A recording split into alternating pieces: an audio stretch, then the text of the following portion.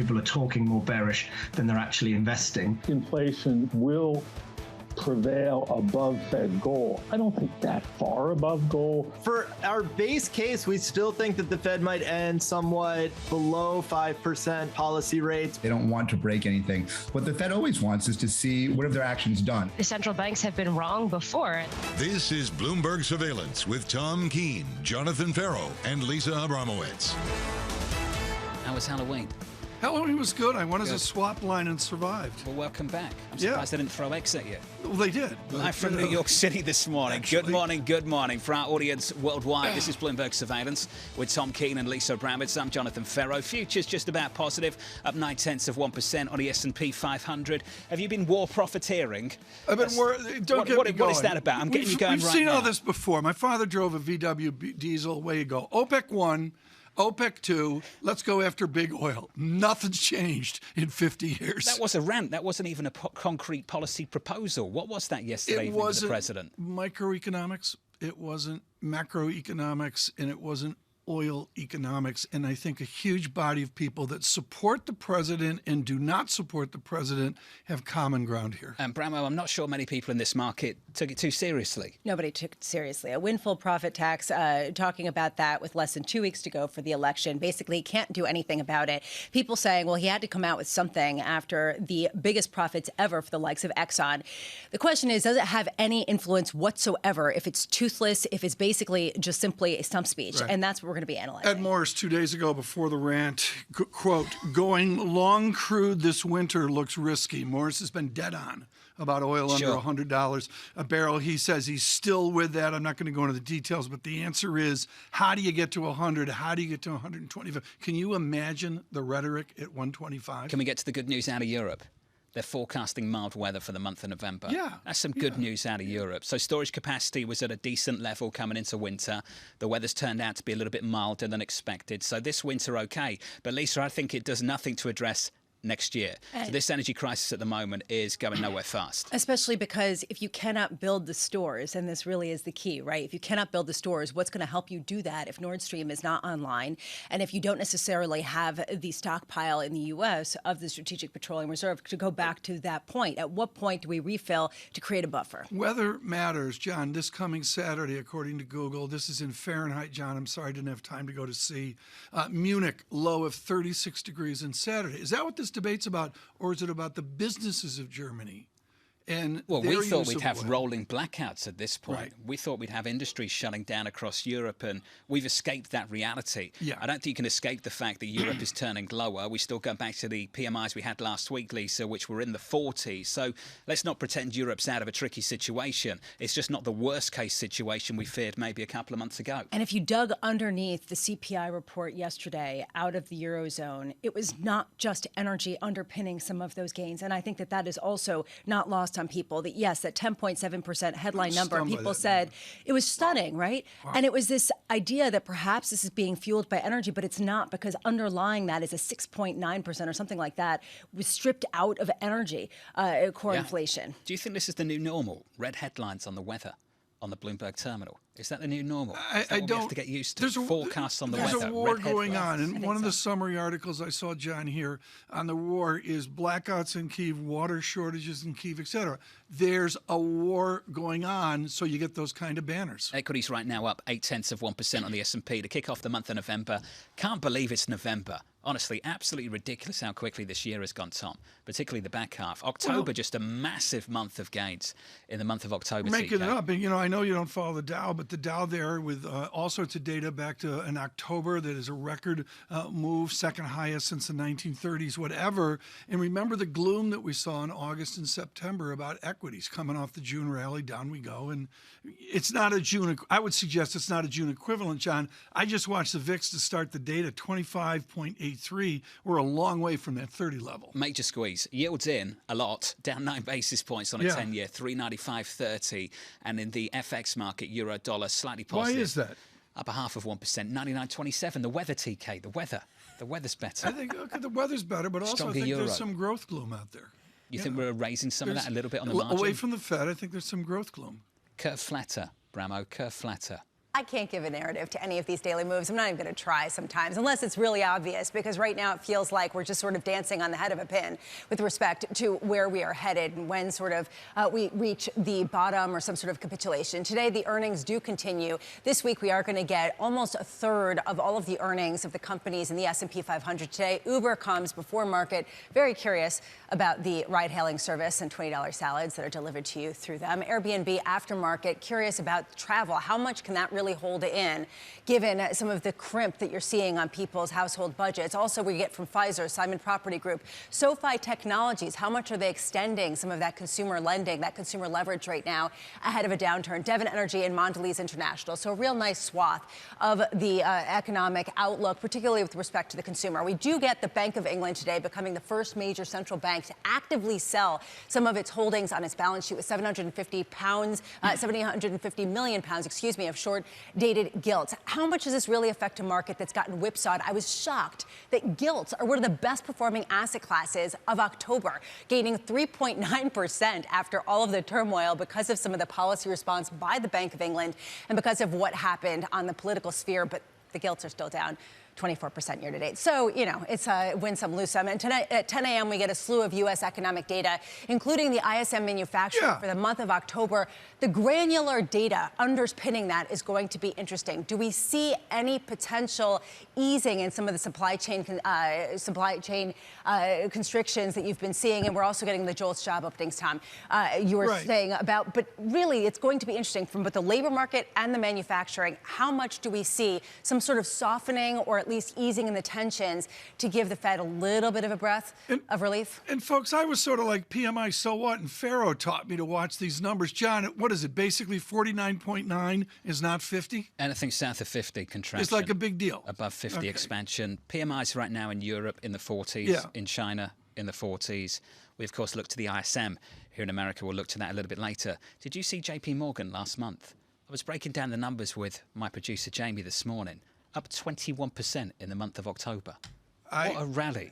The most important interview of the day, folks, Julian Emmanuel is going to be on with us here in a bit with Eric Friedman. And I'm sorry, everybody's getting it wrong again, and they're performing. And the big quality companies led the way, as symbolized by JP Morgan and Anaconda Copper in the Dow Jones Industrial Average. I'm letting that go. I'm getting straight to Eric Friedman, Chief Investment Officer at US Bank Asset Management. Eric, what did you make of that monster move we've just seen in October? Some people say it feels like July. Fade it. What do you say?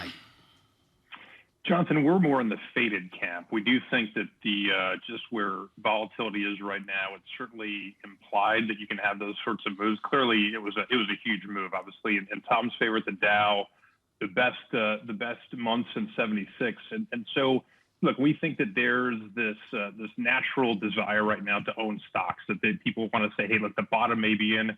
We still think that there's some pain in front of us, and so we think this is really more of a good time to reposition one's portfolio. It's been a little offsides.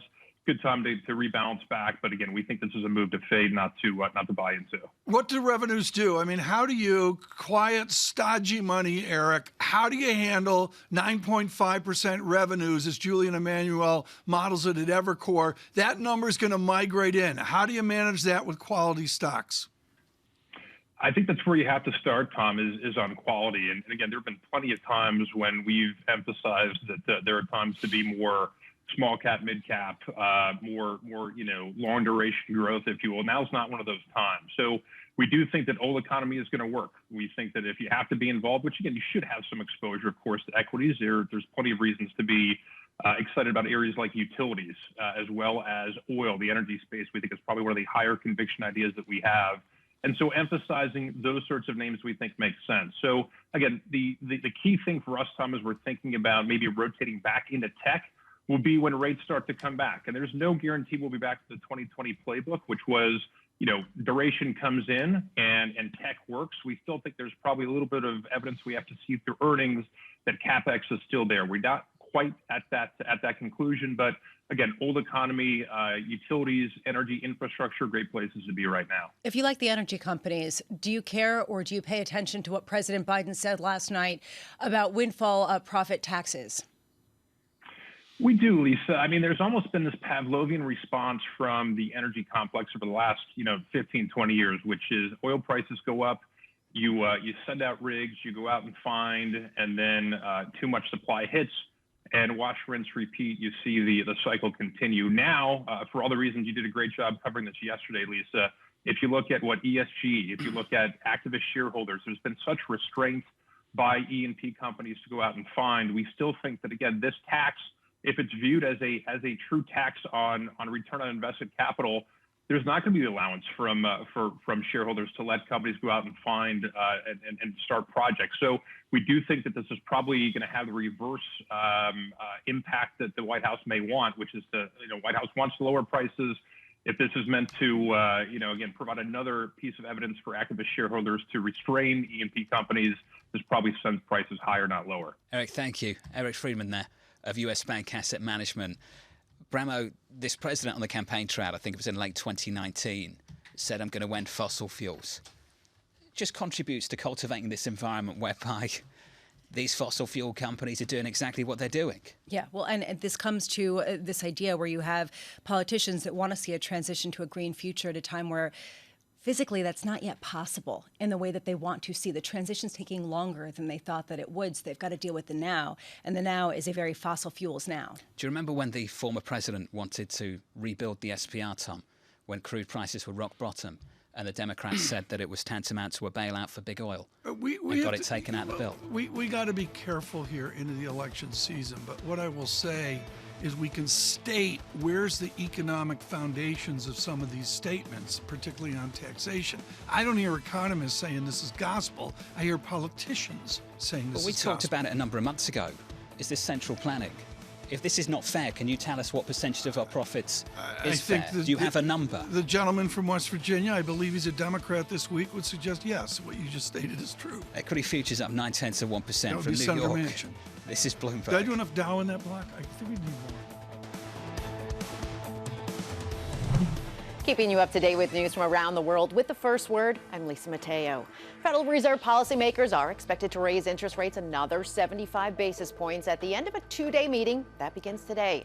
It's the Fed's most aggressive tightening campaign in 4 decades. Still, some strategists believe that this stage of rate hikes is at an end, and the Fed will begin smaller increases next month. In the UK, Rishi Sunak's government says it's inevitable that all Britons will have to pay more taxes to restore stability to the public finances, especially the richest. Sunak met with Chancellor of the Exchequer Jeremy Hunt on Monday to discuss the budget. Now, according to the readout from the Treasury, they agreed that tough decisions are needed on tax hikes and spending cuts. North Korea is threatening the U.S. with what it calls powerful measures if the American military doesn't end exercises with South Korea and others. The rhetoric may be an effort by Kim Jong-un to lay down the groundwork for his first nuclear test in 5 years. Now, this week, the U.S. and South Korea started joint air drills after exercises on land, sea, and air in recent weeks. Under new owner Elon Musk, Twitter is limiting content enforcement work just before U.S. congressional elections. The social network has frozen some employee access to internal tools used for content moderation and other policy enforcement. That's affecting the stamp's ability to clamp down on misinformation. Global news 24 hours a day on air and on Bloomberg Quick Take, powered by more than 2,700 journalists and analysts in more than 120 countries. I'm Lisa Mateo. This is Bloomberg.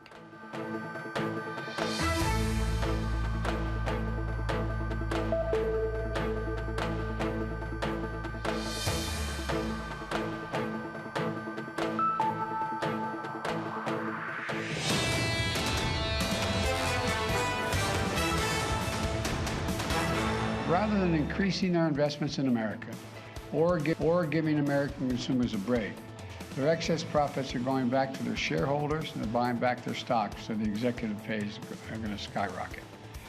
Give me a break. Enough is enough. If they don't, they're going to pay a higher tax on their excess profits and face other restrictions.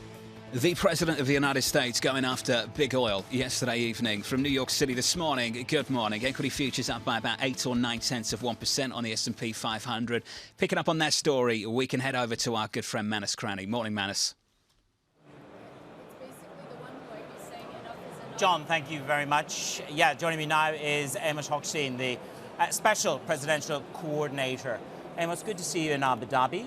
We were just playing some of the president's on there talking about continuing buybacks and dividends would perhaps bring the wrath of the White House upon them in terms of taxes. But to his speech last night, let's talk about last night. The president warned, I'm paraphrasing, that there's a risk of a windfall tax if you don't reinvest. Is this just political kite flying ahead of midterms? Is there any real possibility of windfall taxes? Well, Mass, first of all, it's great to be here with you in Abu Dhabi and on Bloomberg. It's always great. Look, the president this has been a consistent message from the president, from the administration, asking companies to take their profits and invest them back in America, back in production and refining.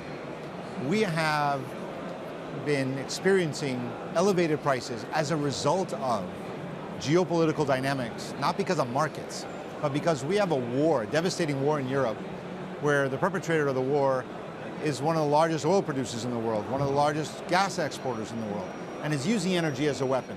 This has seen a massive increase in prices, while of course we still have a huge economic growth from post-COVID that is also creating demand growth.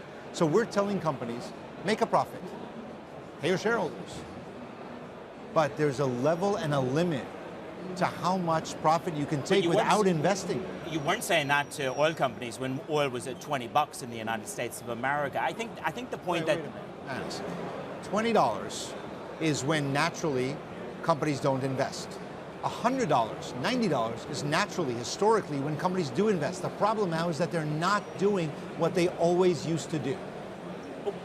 I'm not here to represent big oil, Amos. I'm here merely to put the proposition, which is, people have said to me, you look at this administration's guidance to big oil. Day one, Keystone was binned. We have now the discussion about a new taxation format, and we have a host of sort of no drilling on federal land. We have various messages which are, respectfully, schizophrenic. How can you plan for 5 years, 10 years CapEx, Amos, with schizophrenic policy changes like this? This is how it's been described to me. What's your response to that? I don't think it's been schizophrenic. I think we've been very clear to craft. Look, we have to deal with the short term, medium term, and long term. We are in a time when we have to increase production because we need to make sure, to ensure global economic growth, yes, we have to have reasonably priced, affordable energy resources, oil and gas. To meet our goals of where we want the world to go by 2035 and 2050, we have to accelerate our investments in renewable energy. Those are consistent with each other. They're not competing with each other. So investing right now, here's a certainty we're giving oil companies. We've said that we are going, now that we have released 180 million barrels of oil onto the market from the SPR, for our national security interest, we need to buy it back. We need to buy another 200 million barrels back over the next several years. We have said, the president himself has told companies, I will tell you what price I will buy it back at $70 or so.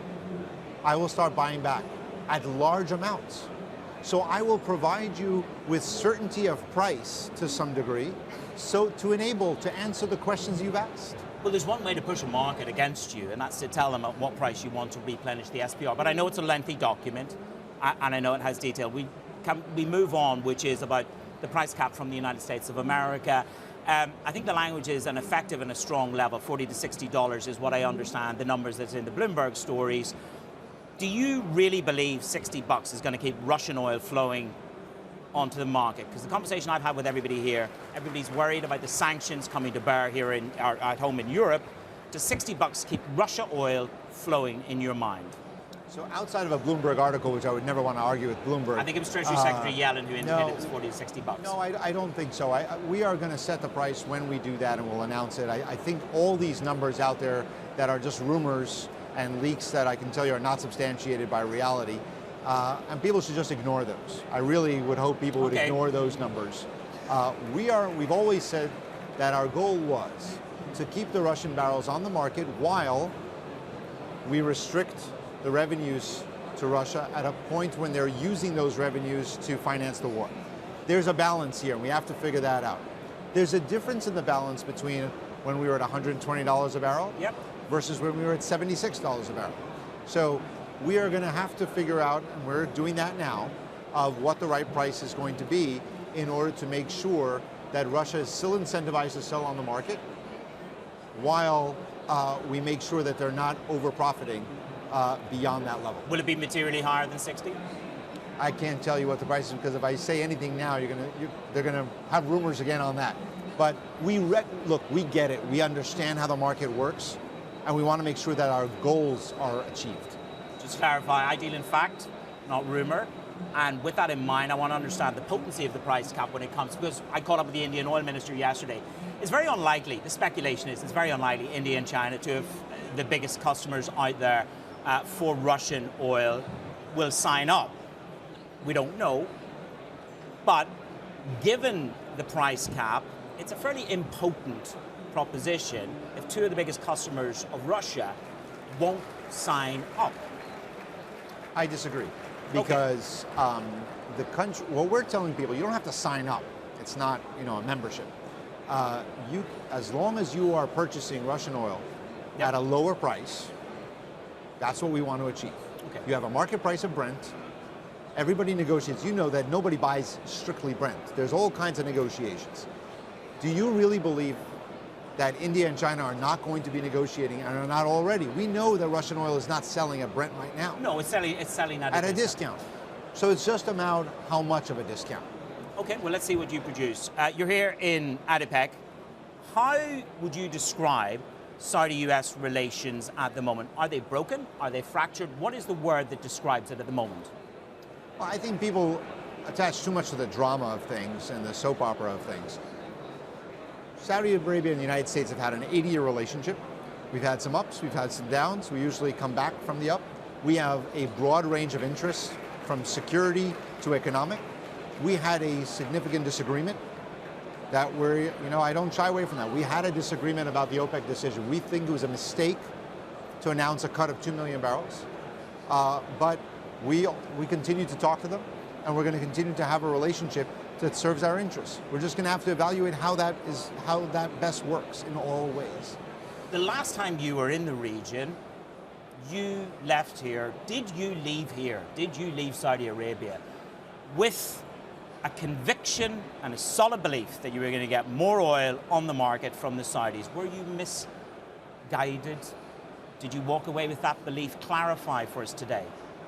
So one of the things that I never do is talk about what we talk about, my conversations with government officials. I understand behind the scenes. So I will say that the good thing about my conversation with folks, I'm always very straightforward, and I appreciate that they can be with me.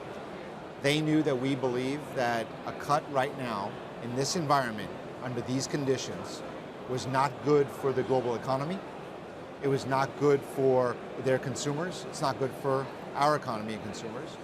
We thought it was a mistake. I think the point that we have to make... So then the Biden trip to Saudi Arabia was about oil all along? No, it was never about oil. Think about the things that we've done. Look, we are the United States. Our interests are varied and deep. And look at what we achieved on that trip that I think was really important. There were overflights from Israel, security arrangements, security integration, security and economic integration of Iraq vis-a-vis Iran, extending the ceasefire with Yemen. I mean, these are really important things. We announced all kinds of other achievements while on that trip that have nothing to do with oil. At the same time, when we announced the trip, we also saw after the trip an increase in production in July, an increase in production in August, an increase in production in September.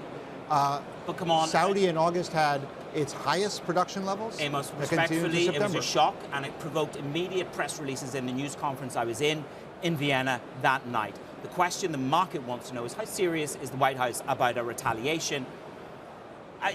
Is retaliation the right word? What are you going to do? Is it going to be arms sales? Is it going to be NOPEC? Is it going to be, let's say, more additional SPR releases? What is this retaliation that's been so much made of in the media? So again, I have to deal with the relationship less with what it's made of in the media. And we are looking at what the interests of the United States are, how we see for our own interests and for our interests here in the region.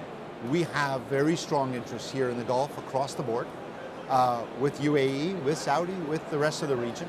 And we are going to continue to look at what are the actions that we need to take that best serve the American interests and what we think are the best security interests for this region and the economic interests around the world. That's what will guide every decision that we make. Amos, thank you very much for taking the time. I know you've got a busy schedule, and it's been good to catch up, and I'll make sure I'll go now and fact check my $40 to $60 oil price in terms of where the cap comes. Amos Hochstein, Special Presidential Coordinator in ADIPEC 2022. My final guest, it's a wrap from the hallowed halls of where oil deals are done. Jonathan. Hey, Manus, great work, as always. Can we explain to the audience who Manus Cranny is? One of the best. He's just, I heard him on radio The absolute today. best. Always and on tour. That voice, it's like, you know, Shakespearean or that something. Irish accent. Whatever it is, he's just great.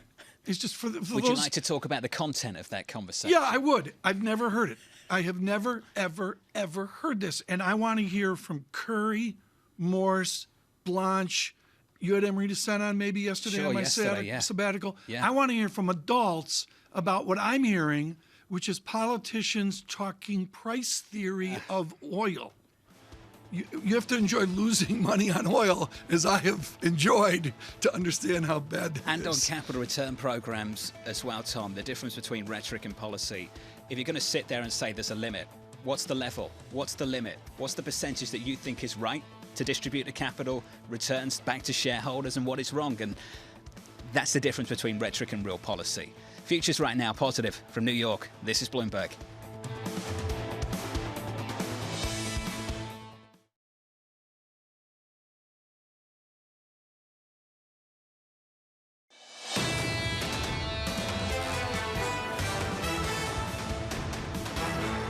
Well, it starts in November, this market running away to the upside on the S&P 500 up 0.9%, adding to the gains through October. Big monthly gain on the S&P, up 8% on the equal weight S&P, up 10%. Best month of the year on the equal weight. On the Nasdaq right now, up 1.2% on Nasdaq futures. The underperformance on the Nasdaq 100, pretty clear for all to see through the month of October. Into the bond market, 2s, 10s and 30s shaping up as follows. Yields heading south, down 6 basis points, call it 7 on a 2-year, 441.41 on a 2-year yield, on a 10-year yield, 394.27, down by about 10 or 11 basis points. Who would have thought the weather moves the FX market? First, it was the UK, talking about a mild time and mild weather forecast in Europe in the month of November. Euro dollar positive, 0.6%, Tom, 99.38. You're fractional as well. I want to go back, John, and for Global Wall Street, this is old news. It's CFA level 1. But, John, you mentioned equal weight S&P. I think this is a really important time to talk about. S&P is good math. The Dow is a heritage index with bad math, no question about that. But the idea then you adjust for equal weight where Apple has the same weight as Colgate-Palmolive, sure, or even more. And I'm not going to go into the math now. It's the day after Halloween, but a geometric series which is even more leaden than equal weight. And all of these bear study by adults, by pros, given the gyrations. Basically, what you're doing is stripping out the muscle of big tech.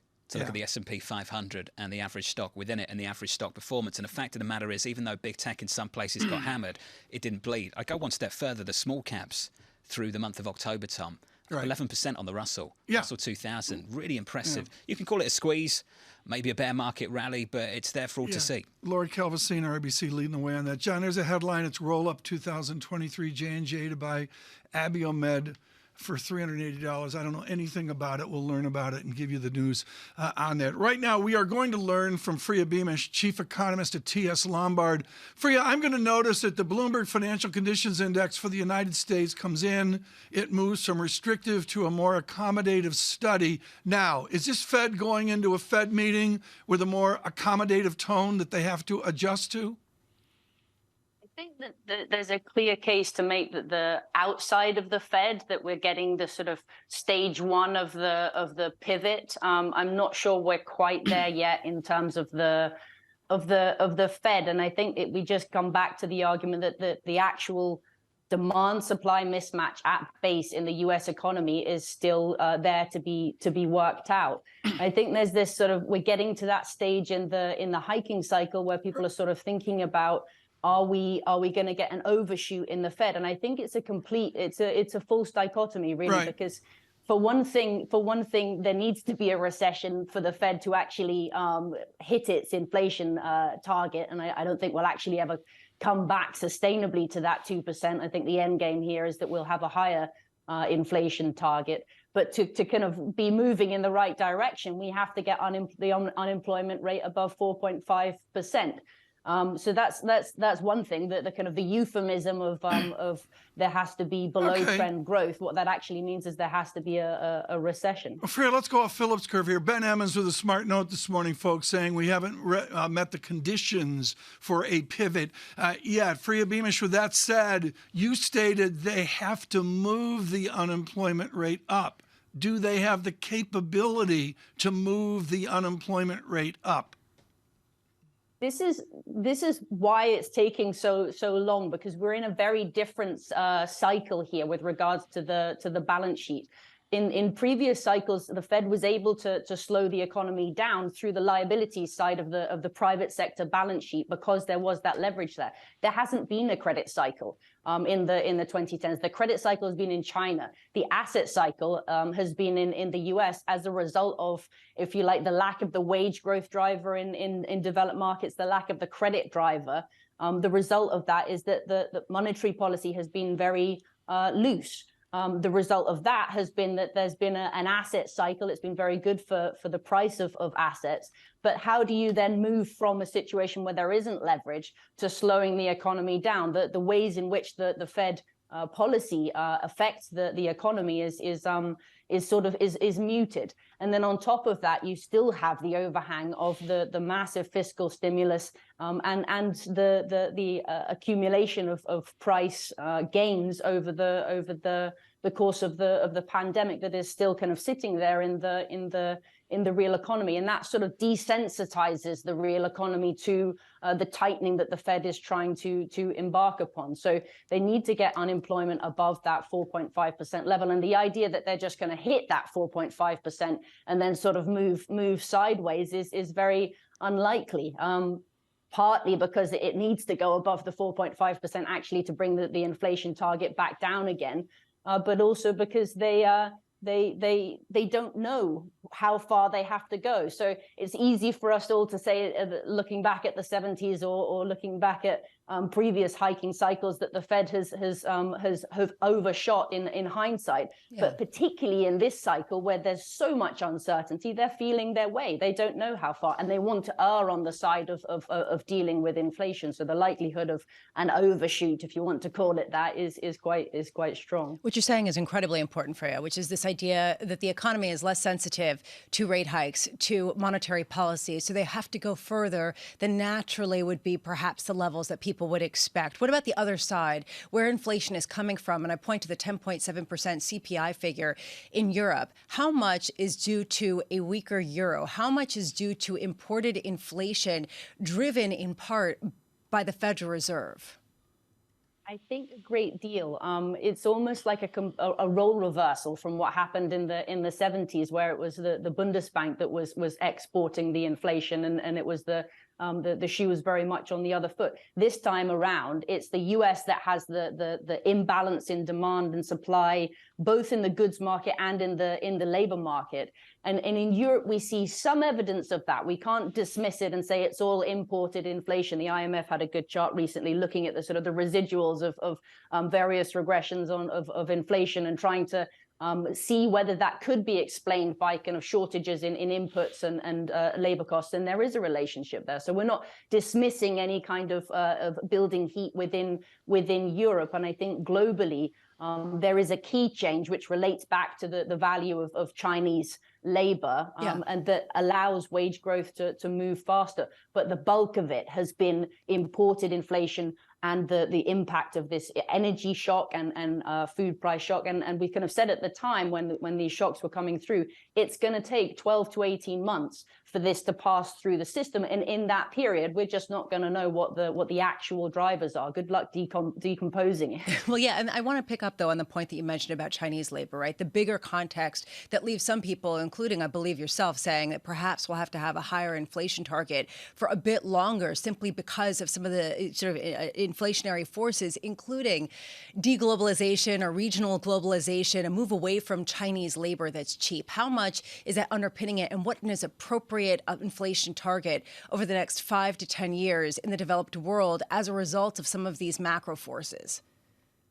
Well, I think that the appropriate target is somewhere higher than 2%, whether it's 3% or whether it's higher than that. It remains to be seen. And I think probably before we get that, we'll have this sort of mirage of disinflation that will allow people to have a little bit of a tactical play in the bond space again on the route to that higher inflation rate. But the main kind of tectonic plate drivers here for me in terms of the global interactions are the fact that China now appears to be exhibiting the flattening of the Phillips curve that the US was exhibiting in the 2010s. So cutting a long story short, it takes more labor market tightness within China to generate that wage inflation. And that sort of tells me that this was pre-COVID as well. This sort of tells me that China has now reached that lid. And that lifts the lid on wage growth in developed markets across the world, making developed market wage growth more responsive to labor supply mismatches, of which we know there is a massive one in the US and the UK. So that's one of the drivers. And I think the flip side of that, two sides of the same coin, is that the debt cycle now moves back to the developed markets, with the banking sector balance sheet being relatively clean and the household sector balance sheet being relatively clean. That leaves space for the inflation driver of credit to return to developed markets. So you've got both wage inflation and credit inflation, and we don't have to say which one is most important because we've got them both coming back at the same time. Freya Beamish there of TS Lombard. Freya, thank you. As always, let's pick up on a China story. Massive rally overnight in Chinese equity markets on a rumour on social media that the government in China has formed a committee to assess ways to exit COVID-0. I can tell you we've asked an official in the foreign ministry about that, and they said, quote, he is not aware of what you mentioned. So, Tom, quote, not aware of what you mentioned when asked the question about whether that committee has been formed by the government to assess ways to exit COVID-0. But that's part of the discussion and part of the reason we saw markets in China absolutely flying. Yes, and get out the calendar. It's X number of weeks after a Congress where we saw Mr. Xi codified again for a third and it appears endless term. And I'll say for the China watchers we talked to, John, this is right on cue, right to script. The Hang Seng, Lisa, up more than 5%. In today's trading. I wonder how many of these rumors are being spread after what happened with the Foxconn factory and some of the stories of people fleeing there. Brutal. They're brutal. People who are basically being held in a closed circuit kind of encapsulation, not provided the food that they need if they do get sick with COVID, and escaping, walking 25 miles to escape. I mean, the stories are really horrific. How much are these types of stories really fueling this shift in terms of social opinion and then also by officials and what they're willing to tolerate? You'd have to think that raises questions for Apple as well. Well, and their future in the country. I would agree, and they've said it's going to be very hard to move out of there, but there was a story this morning about Tesla sending Shanghai workers to California to boost production because they can do better in California. This sort of speaks to Freya's point that all of a sudden that lifts the cap on potential salaries elsewhere. Tesla also sending some workers over to Twitter as well. I'm not going to get into all that right now, we can talk but about that a little bit later. Futures up on the S&P by about 1% as we kick off the month of November. Doing it in the right way for the equity bulls. Julian Emmanuel coming up in about 20 minutes' time from Evercore. Looking forward to that. From New York, this is Bloomberg. Keeping you up to date with news from around the world with the first word, I'm Lisa Mateo. President Biden's promise to impose higher taxes on oil companies that post windfall profits will be all but impossible to deliver. His proposal comes as gasoline prices are still high a week before midterm elections. Many Democrats have unsuccessfully sought a so-called windfall profit tax for more than a decade. Now, no such proposal is likely to pass the current Senate. Russia is warning that the security of ships sailing Ukraine's grain export corridor cannot be guaranteed. Now, that comes after Moscow halted its involvement in a grain agreement. Russia has repeated unsubstantiated claims that Ukraine has used the corridor for military purposes. In Brazil, protests by supporters of President Jair Bolsonaro have intensified. Bolsonaro has remained silent over his loss in Sunday's election, refusing to concede defeat to Luiz Inácio Lula da Silva. Truckers backing Bolsonaro blocked the main highway linking Sao Paulo and Rio de Janeiro. Now, they said they don't agree with the results of the voting. Bargain hunters may be looking at Credit Suisse and think the bank could be the target of a hostile takeover. Chairman Axel Lehmann says they'll end up disappointed.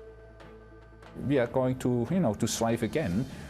So we don't have any takeover discussions, and at that point we truly believe we want to stay independent. Lehman spoke to Bloomberg in Hong Kong. Global news 24 hours a day on air and on Bloomberg Quick Take, powered by more than 2,700 journalists and analysts in more than 120 countries. I'm Lisa Mateo. This is Bloomberg.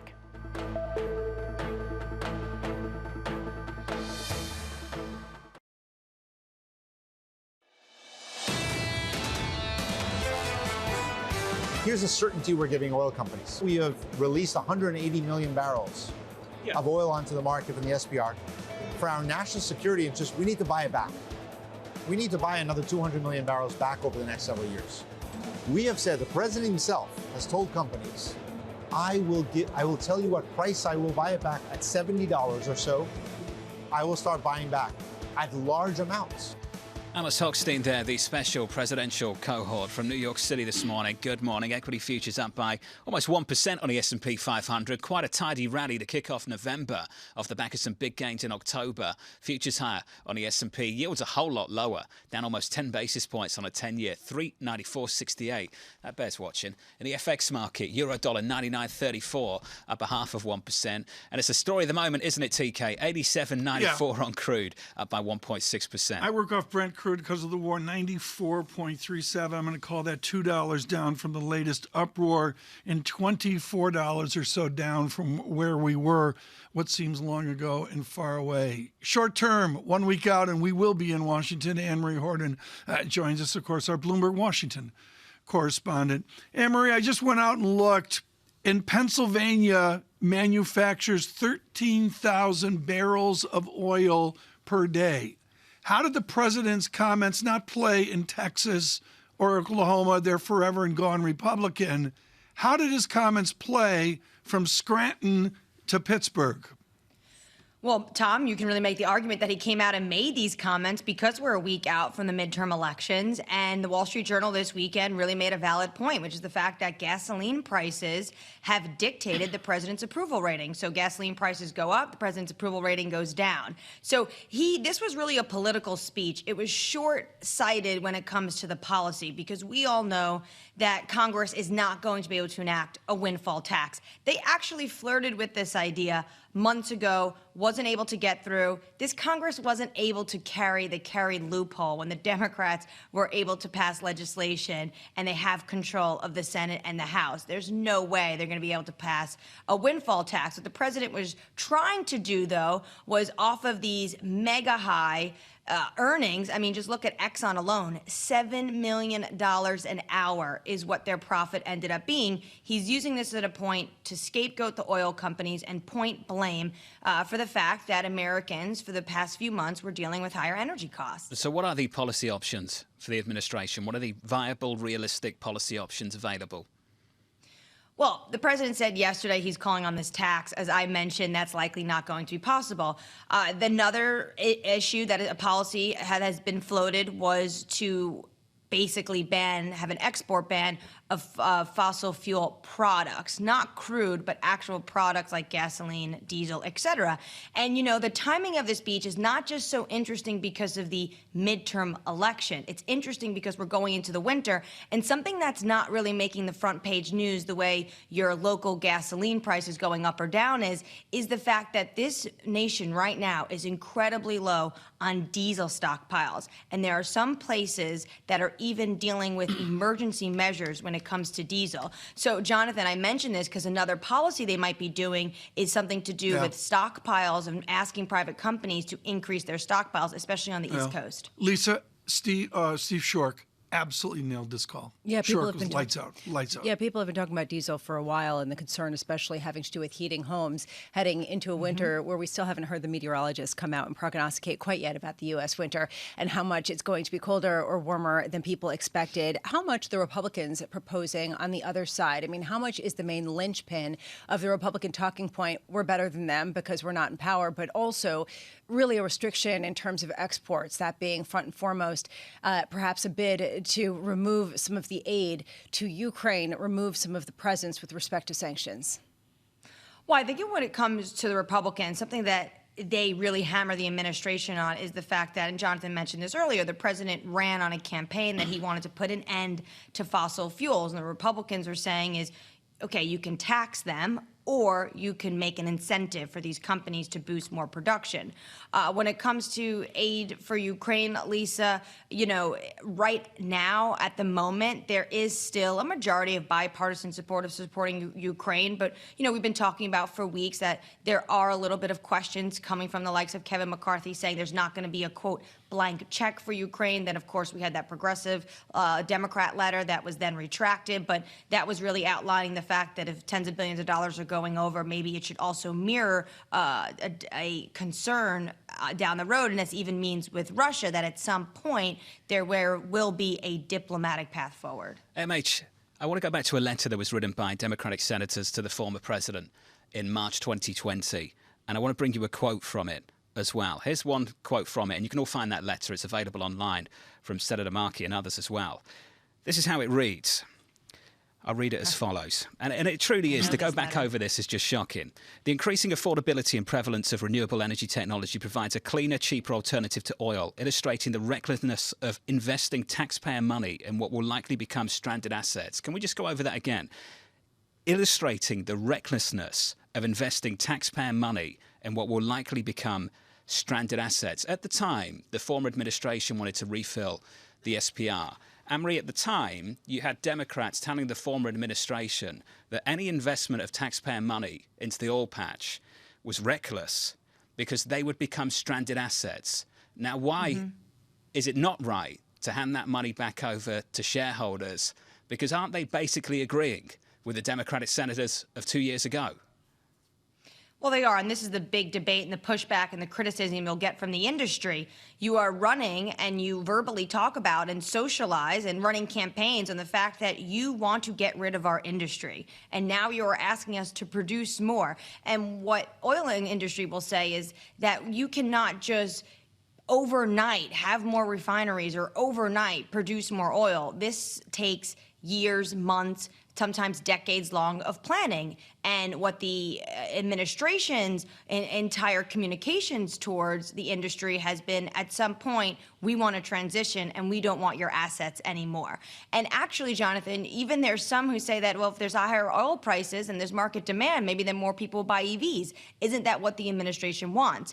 The big problem the administration has is they went into their entire 4 years, the administration going into their leadership, not really realizing, and no one could predict, the kind of energy crisis they were about to have. And their rhetoric did not match the moment. AMH, thank you. Anne-Marie down in Washington, D.C. I don't think we've heard the end of this, have we, TK? As soon as the headlines dropped the other day, Lisa and I were talking about it. As soon as we got Exxon, as soon as we got Chevron, we both said the same thing. As soon as that dropped, we were waiting to see what the president would have to say about it. It was basically, and you? What's your response? Yeah. That was basically what we're saying. Yeah, exactly. And now no one believes the threat of the policy initiative that the president was dangling over the oil companies yesterday. Yeah, my only comment is it's a war, which is a huge variable. Everybody I talk to says if you get demand to click in, read an opening of China, up we go. Maybe that works, maybe it doesn't. I want to see a cogent walkthrough by Curry, Blanche, Morse, Amrita Sen, the rest of them, on the microeconomics around what we're hearing the politicians state. Julian Emmanuel of Evercore is going to join us around the table in about 5 minutes' time. Looking forward to that. Futures up by around about 1% on the S&P. From New York on TV and radio, this is Bloomberg.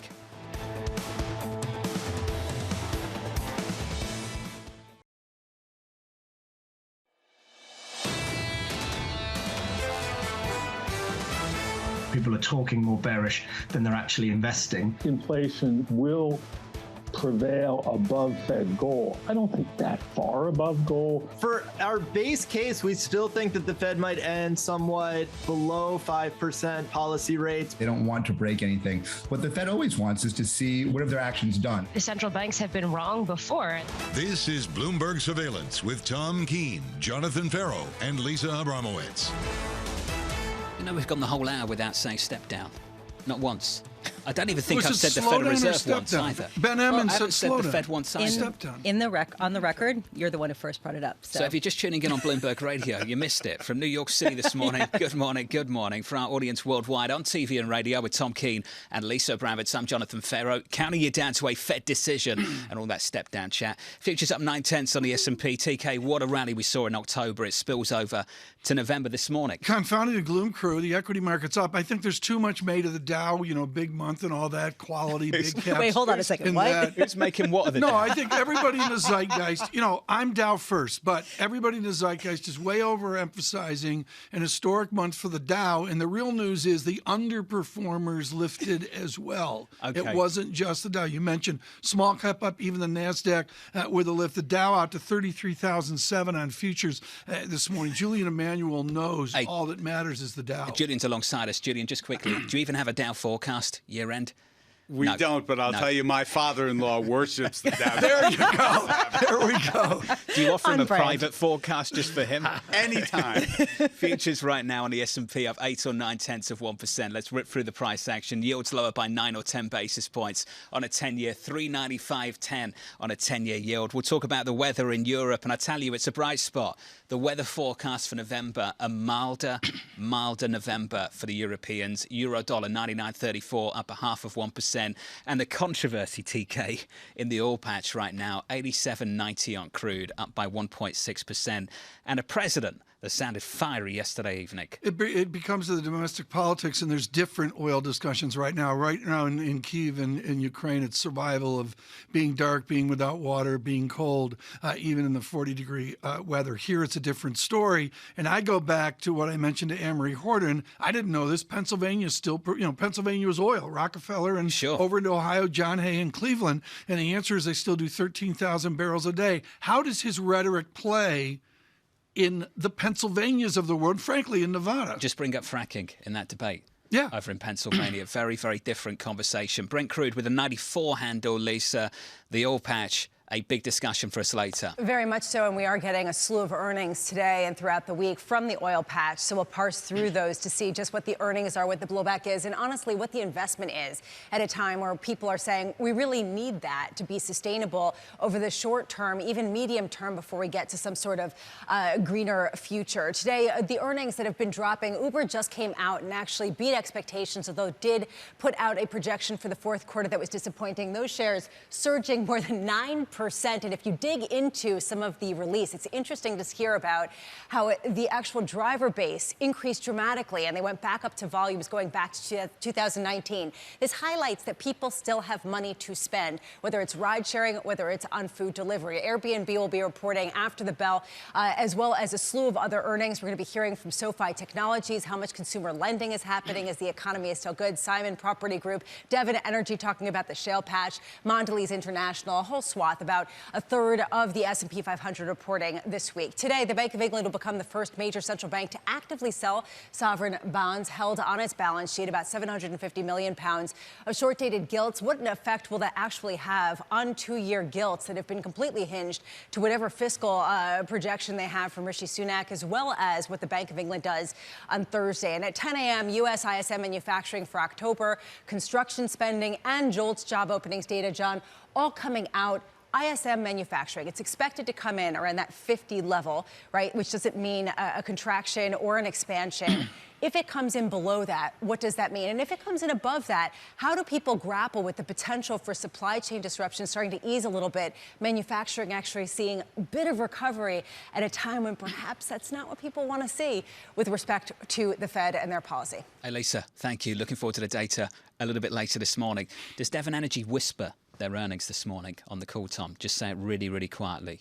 These are our capital returns. Yeah, I think there's some of that. Mr. Dudley of BP was with Manis in Dubai, as we heard from the administration's Amos Hochstein. And there is top to bottom, from Total on down, there's a reticence to talk about it. Julian Emanuel with us around the table from Evercore. Julian, wonderful to have you with us. A proper introduction, sir, which you deserve. What a rally we've just seen in October. Spills over to November this morning. We asked the guest a little bit earlier, Eric Freedom, what he thought of it, and he said he'd fade this. Do you agree with that? No. From our point of view, look, the next week or two could be very choppy. Obviously, you've got the Fed tomorrow. You've got the elections next Tuesday, and there's likely going to be back and forth as we've seen the last couple of days. But from our point of view, look, we know the Fed is about to downshift. I don't want to call it pause. I don't want to whatever. But we know the trajectory is going to change, and the market is getting comfortable with that. At the same time, just like the July earnings season, we know the numbers are coming down, okay? And it didn't matter stocks in July, and it doesn't matter now because, frankly, people have been, for the most part, underinvested. And the last thing, the stock-bond correlation. You can't get away from that. The UK set the line in the sand when we resolved the political issues that at least stopped the parabolic move up in yields, and that's supportive for stocks. We've got you for the whole half hour, which is a real pleasure. I want to go into some of the machinery of what you're doing day to day that everybody on Wall Street's reading. We'll do that later. Right now, you have a single statistic the morning. It keeps coming up. Revenues keep ticking up on your earnings edge, 9.5%. What's the glide path of revenues you see with your optimism into, say, June of next year? Well, again, look, we know the story is the story that none of us as adults have faced in our investing lifetime, and the revenues are being driven by the ability to pass on prices in an inflationary environment. Coca-Cola, we saw that with Coke. Absolutely, absolutely. Look, the glide path is going to moderate. The question is, can margins be maintained? They've slipped. There's likely going to be some more slippage, but can we maintain? And that's really the question confronting corporate America. Do politicians want to see those profit margins maintained? As the Federal Reserve, in other words, the more that profit margins are maintained, the higher rates will go at a time when there is the lack of sensitivity right now between monetary policy and the market response. Look, this, again, is part of the narrative. There are a number of ways that policy tightens, and certainly, and again, this is part of the dialogue we've seen in the last 24 hours in pointing out the energy industry in particular, that we do want to see margins come in. But again, this is why the challenge of the soft-ish landing is so intense, because there's a lot of things that have to go right. Triple leveraged all cash fund. I have no tax losses, okay? Other people have a lot of tax losses. How do you play the shell game of tax loss candidates into January 3, 2023? So we are very strongly convicted in the idea that you don't want to take money out of the market here, okay? Look, could we go lower at some point next year? Absolutely. But that is contingent on, we've moved from contingent on a recession to contingent on a deep recession. Bloomberg Radio, you don't see this, but they put Emmanuel over here with me because Lisa just didn't want to sit next to that much optimism. Too constructive. Too constructive. Lisa will say it, though, the consensus view, though, has shifted so much, Julian. We've gone from the Fed's not going to hike too much to it's not going to hike 50, it's not going to hike 75, or maybe it won't hike 75 again. They're set to do a fourth 75 basis point hike. When it came to the recession, it was no recession. Now it's a recession, but short and shallow. We're a long way from where we started the year, Julian, and we've been wrong the whole way through 2022. What gives you any confidence about 2023? Look, we do have to understand the fact that when you have a year like 2022, both the left tail and the right tail, and you know we talk about options plenty at Evercore ISI, are very large. And frankly, when you look at it, and this is one of our favorite graphs, the bond stock return quadrant, it's been the lower left in an unprecedented nature over the last 60 years, 2022. But actually, the upside of that is the year after the only other time it was lower left, 1994, you had a massive return year for both bonds and stocks. And again, we respect the concept of seasonality. It's not the be-all and end-all in the markets, but we all know the data that supports good years after midterms. Can we give Hyman a shout-out just quickly? Did you see the latest Institutional Investor Survey? Yeah. Ed Hyman, top economist, a title he has earned 42 times in the 51-year history of the Equity Research Survey. I mean, I'm sorry, 42 out of 51. Yeah. Well, this is what you go. And, you know, he's smart enough to hire Michael Chu and Julian Emmanuel. You work for Chu, right? That's how it works. We'll talk about that later. That's how it works. But the basic idea here, John, he's been doing it since C.J. Lawrence, and here's how he does it.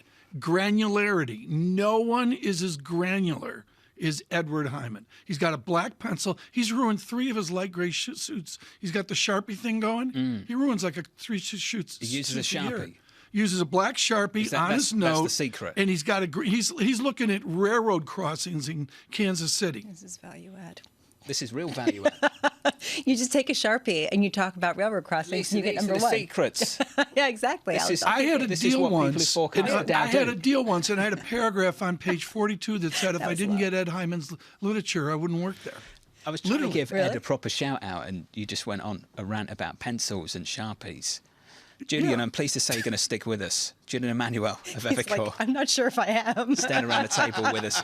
Your equity market shaping up as follows. Talk about Michael Chu. October, up 8% on the S&P. November, equity futures looking good, up 0.9% Dow, on the S&P. 33,000 print. Julian talked about that correlation between bonds and stocks. Treasuries rallying, yields down by 10 basis points on a 10-year. From New York on TV and radio, this is Bloomberg. Keeping you up to date with news from around the world with the first word, I'm Lisa Mateo. Federal Reserve policymakers are expected to raise interest rates another 75 basis points at the end of a 2-day meeting that begins today. It's the Fed's most aggressive tightening campaign in 4 decades. Still, some strategists believe that this stage of rate hikes is at an end, and the Fed will begin smaller increases next month. In the UK, Rishi Sunak's government says it's inevitable that all Britons will have to pay more taxes to restore stability to the public finances, especially the richest. Sunak met with Chancellor of the Exchequer, Jeremy Hunt, on Monday to discuss the budget. Now, according to the readout from the Treasury, they agree that tough decisions are needed on tax hikes and spending cuts. North Korea is threatening the U.S. with what it calls powerful measures if the American military doesn't end exercises with South Korea and others. The rhetoric may be an effort by Kim Jong-un to lay the ground for his first nuclear test in 5 years. Now, this week, the U.S. and South Korea started joint air drills after exercises on land, sea, and air in recent weeks. And a big takeover in the medical device industry. Johnson & Johnson has agreed to buy Abiomed in an all-cash deal that has an enterprise value of about $17.3 billion. Now, Abiomed develops technologies designed to assist and replace the pumping function of the heart. And under a new owner, Elon Musk, Twitter limiting content enforcement work just before U.S. congressional elections. The social network has frozen some employee access to internal tools that are used for content moderation and other policy enforcement. Now, that's affecting the staff's ability to clamp down on misinformation. Global news 24 hours a day on air and on Bloomberg Quick Take, powered by more than 2,700 journalists and analysts in more than 120 countries. I'm Lisa Mateo. This is Bloomberg.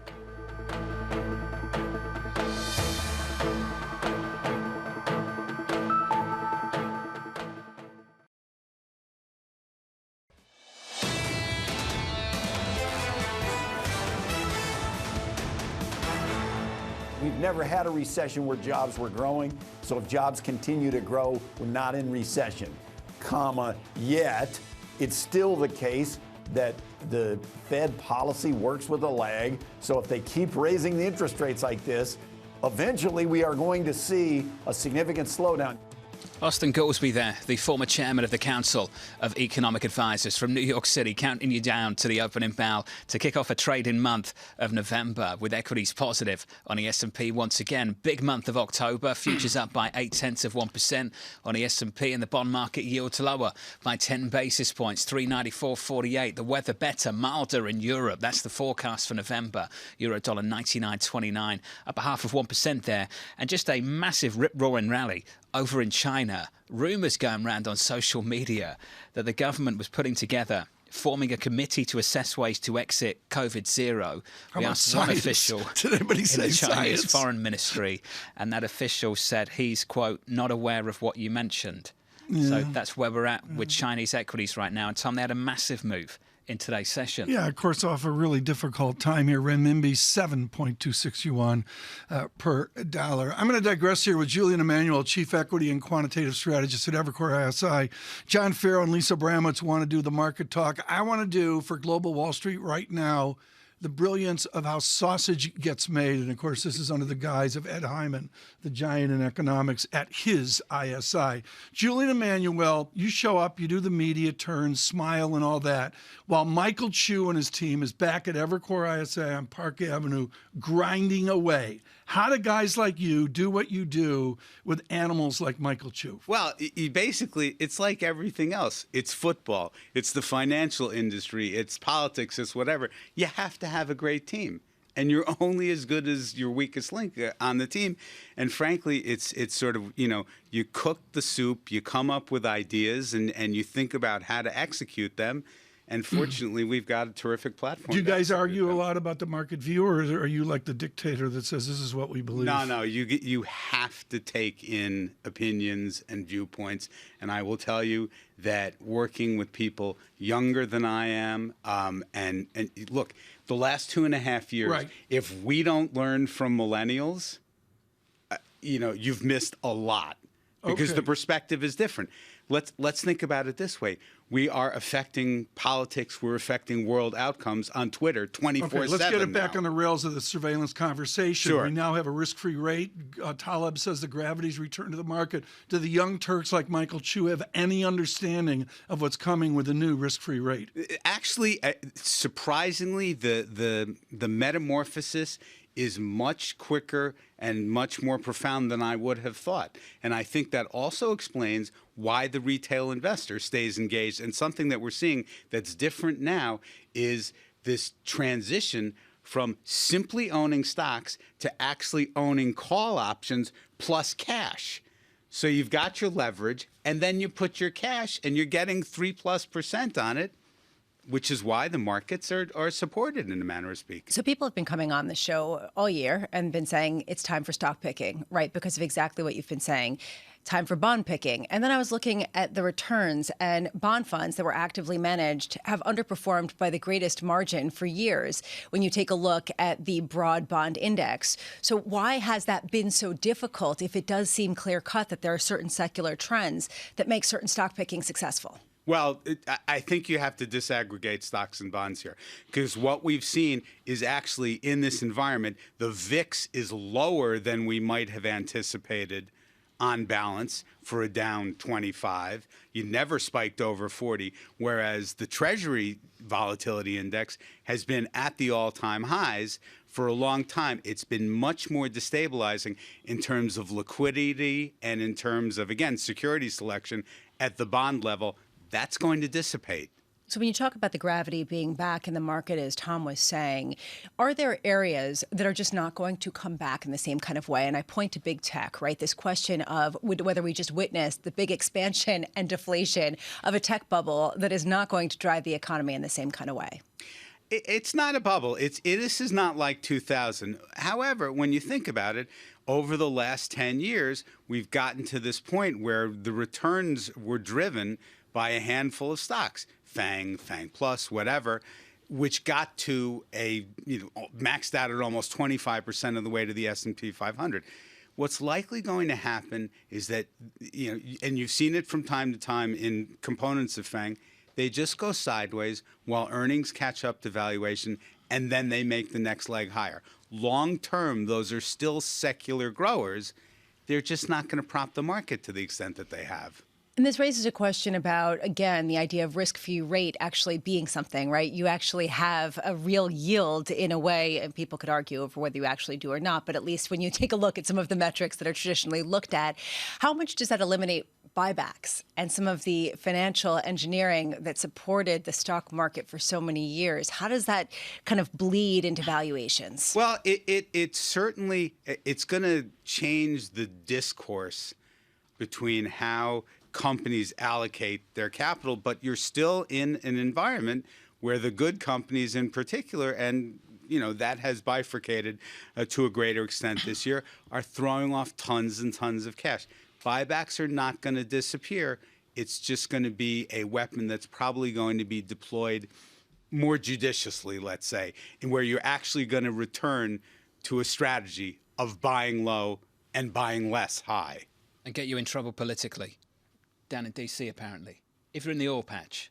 I think it's okay if you're a tech company. Is it okay if you're a tech company? It depends which tech company, I'm sure. Well, if you have really fat margins Okay, and you also have a monster capital return program, is that okay? You know, it depends, because if you Right. have then a company that's buying up all the competitors and you have an antitrust push, that could potentially What be if all your toxic. production's in China and you have these really fat margins that you get from American consumers and you've got this monster capital return I'm not sure program? who you're talking about. No I'm idea. sure, yeah. When does the Christmas I tree mean- index come out? When does the Christmas What do you tree have index against the come out iPhone? at Evercore? When do we get that? Very soon. We already got a date for the party in person this year, which is very exciting. Great. So awesome. I'm dazzled. I learned a lot from this conversation today, and particularly your father-in-law loves the Dow. Loves the Dow. That's what we learned. I mean, that's heartwarming. Well, I mean, I'm going to tear up here. 91.5, and he stayed fully invested the whole time. That's Unbelievable. that's the number one, Unbelievable. folks. On Bloomberg surveillance for the next 100 days. That's the most important thing you could hear. I was trying to thank Julian 30 seconds ago. You couldn't help yourself, could you? No, I couldn't help myself. Julian Emmanuel's father-in-law loves the Dow Jones. You know, I'm sure he does. It's important. It's the boomer index for a reason, Tom. Boomer? A 91-year-old's a boomer? Please. Julian, good to see you, Great as to be always. here. From New York City. Good morning. I'm sure I've offended half the audience. Futures up 9/10. This is Bloomberg.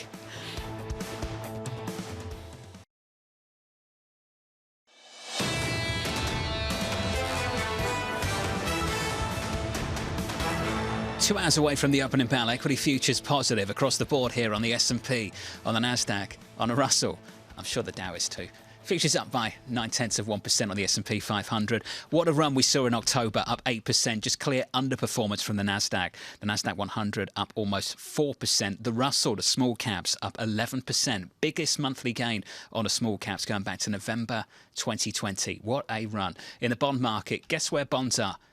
Yields are lower, 11 basis points lower on a 10-year, 390, 366. Where's that come from? 2-year, down 5 basis points, 443. A few Fridays ago, about 2 Fridays ago, we had a look at 460-something. Now we've backed away, down another 5 basis points on Fed decision eve. And a conversation about step down. That's a thing, Lisa. Fed decision eve. And that's not a thing. It's a thing. I'm sorry, it's not. In the FX market, euro-dollar looks like this. You're like moving on. Probably not a thing. The 2-day decision begins down in Washington, D.C. Mike McKee will tell you when they wake up. In the FX market, actually wake up, get out of bed. Yeah, Not no, like, I understand. Anyway, I understand. all I'm right. fully Just- aware. so it wasn't I'm an on insult board. No, I at understand Chairman that. Powell. No, you're telling him to wake up. No. There's inflation. We'll do that later. Yeah. It's like you're not above it. 99.37 on euro-dollar, positive 5 or 0.6%. I don't think I've ever seen the weather forecast cross the Bloomberg with a red headline before, but that's basically what we got a little bit early this morning. Europe set for a mild November. Mild weather in November, Lisa, according to forecasters. Is November winter? Well, It's when you expect it to be cold. No? Coldish. Well, ish. I'm worried about February. Are you the meteorologist around the table? No, I just think winter is January and February. Sure, but the in fact terms of is the we were market. expecting colder months, and it's turned out to be milder than expected. And if we get a mild November, and then Lisa onto a mild December, that's good news with storage capacity where it is going into winter. Then the tough job is next year to refill the stores with the gas, which comes from where? Exactly. Because you don't have access to Russian gas to do it this time. And if it comes from the United States, when does that become politically fraught because of what's going on here? And by the way, you asked the question, are we going to be getting redheads for weather for a long period of time? New normal. It may be, because where are we going to get the marginal extra supply? And I will just also add, this is part of the reason why small caps have outperformed, because they're not as associated with some of the FX headwinds, which people have been talking about. Just want to run you really quickly through some names that I'm looking at. Uber shares absolutely surging after they beat expectations. They have the drivers now coming back, and the demand very much still there. This really speaks to the consumer story. The consumers still have money to spend. Those shares up nearly 9% in pre-market trading. Airbnb shares also up about 2.5%.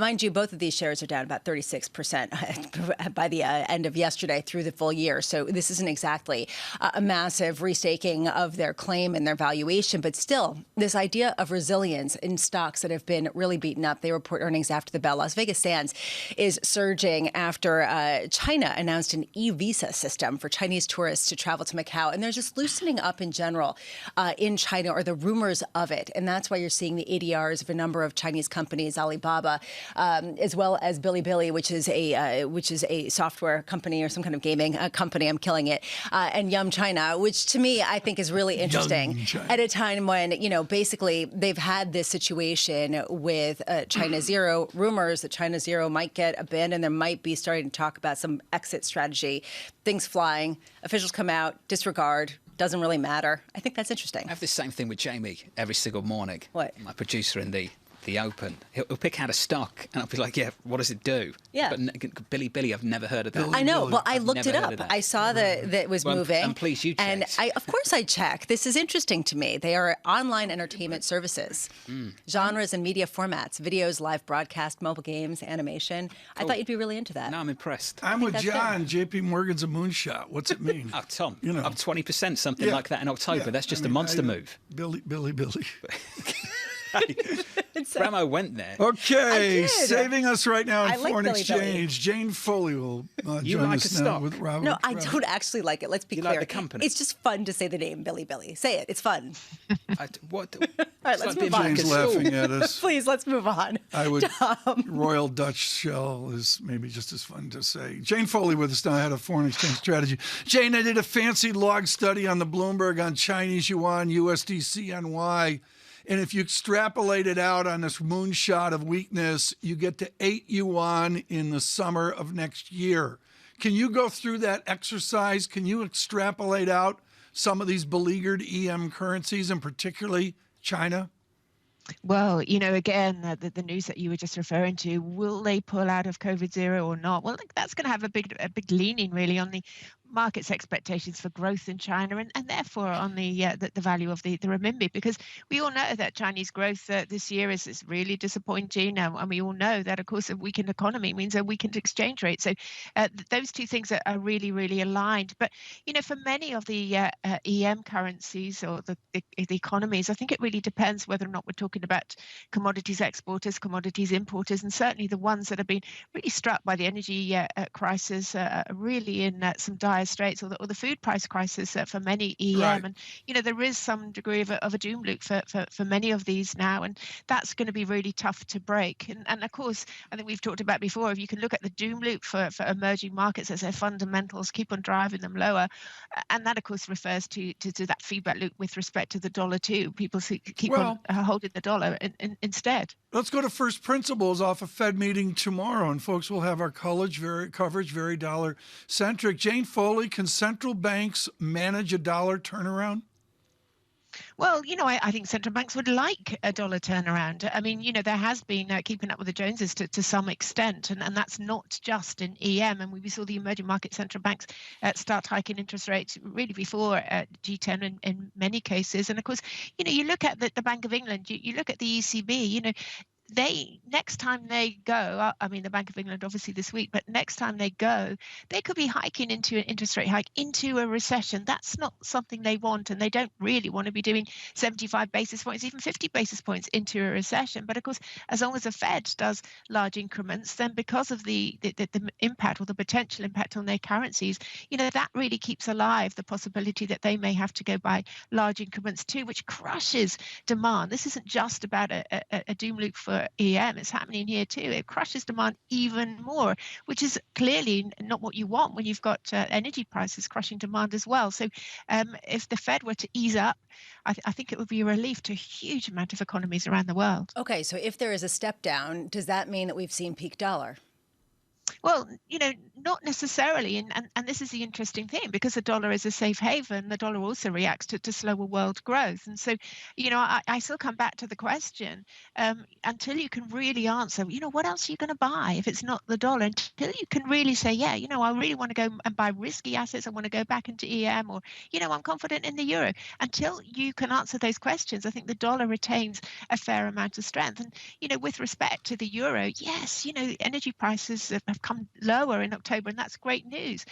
But, it won't stop. It hasn't stopped, big chemical companies, aluminium smelters, pulp manufacturers moving out of Europe because they know that it's not just about the cost of energy this winter, it's next winter and the one after that. Where is that energy going to come from? And I don't think that's something that the euro is really priced for yet. So how much could we see the dollar continue to rally based on that backdrop, which is really poignant to think about industries moving out wholesale of Europe because they know this is not a one winter problem? Well, I think we could still have euro dollar going lower, maybe not right in the near term because the market is getting excited about the story that we've got this warm period and energy prices aren't as expensive as they could have been. But I think if we move into the proper winter over after Christmas into January, February, if it gets cold then, I think the reality of this weak set of data that we've had from Germany in terms of industrial production and manufacturing production, the PMIs, etc., that the warnings about recession, if they come into fruition, I think that's the sort of environment where we could see, euro dollar moving back maybe towards 95 or so. Jane, final word on sterling. If you'd asked me just a few weeks ago whether this Bank of England would be selling assets, I would have said, I don't think so, but they are. Jane, is that currency positive or negative? Well, I suppose, that the fact that they managed to pull their credibility back from the abyss, is a positive thing. We'll have to see how this auction is soaked up. But for now, I think the Bank of England, credibility, it's a good thing. But, I think the jury's out. I've still got a negative forecast for sterling. And that's really because, all of the sour fundamentals that existed before that mini budget on September the 23rd are fundamentally still there. In fact, they're worse because confidence has worsened, business confidence, consumer confidence, that sort of thing. We are headed into the recession if we're not already in it. So yes, in terms of credibility, both the new Prime Minister and the Bank of England, that's certainly a lot more solid than it was just a few weeks ago. But this is a tough set of environments in the UK that both are facing, and I think sterling is still headed for a pretty bumpy ride. The pound against the US dollar right now, 115.35. The dollar weaker through all of G10. Jane, thank you. As always, Jane Foley there of Rabobank. QT, selling assets at the Bank of England.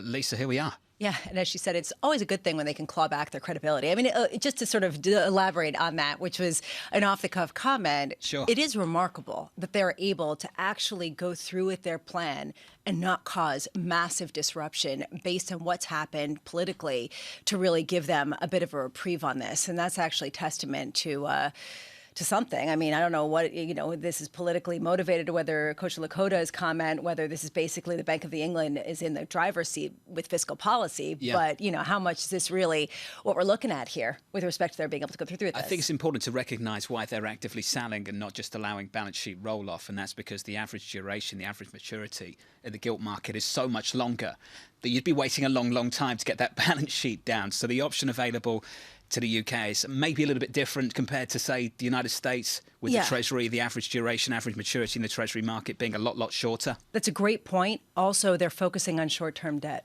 They're not going to deal with the longer-term debt right now. So to your point, yes, most of it is in the longer term, but they're going to focus on the short end because of their concerns about the pension plans. Big rally in both stocks and bonds today, and the equity market futures up 0.9%. In the bond market, yields lower across Europe and in the United States too. The 10-year's down 11 basis points on a 10-year right now, 3.94.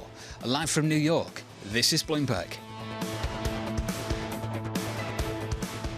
Keeping you up to date with news from around the world with the first word, I'm Lisa Mateo.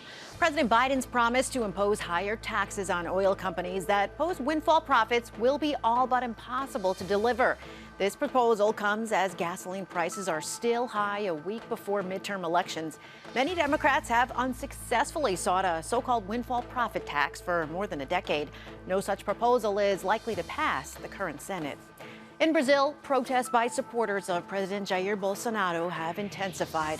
Bolsonaro has remained silent over his loss in Sunday's election, refusing to concede defeat to Luiz Inácio Lula da Silva. Truckers backing Bolsonaro blocked the main highway linking Sao Paulo and Rio de Janeiro. Now, they said they don't agree with the results of the voting.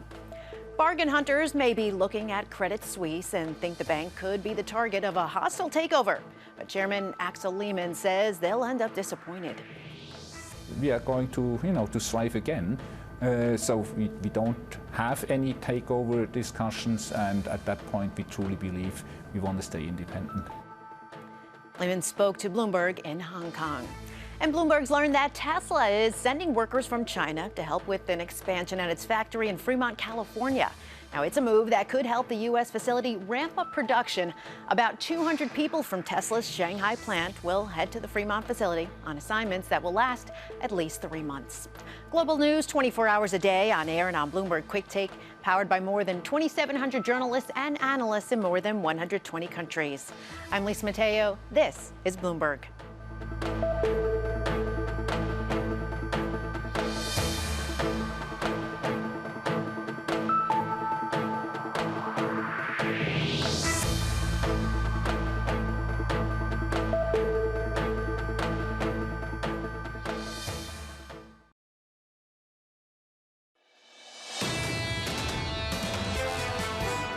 I just see this huge quantity of global headwinds, and the US market is still discounting 5 to 10% EPS growth for 2023, and that just looks way too high. So I still think the underlying earnings picture needs to come down a heck of a lot, and that will be a double whammy if inflation comes down along with growth. James Anthony, just wonderful over at Aberdeen Investment Management, live from New York City this morning. Good morning to you. Your equity market is delivering quite a pop this Monday morning, or rather this November 1st morning, which is Tuesday morning. It feels like Monday, Tom, because it's your first day back.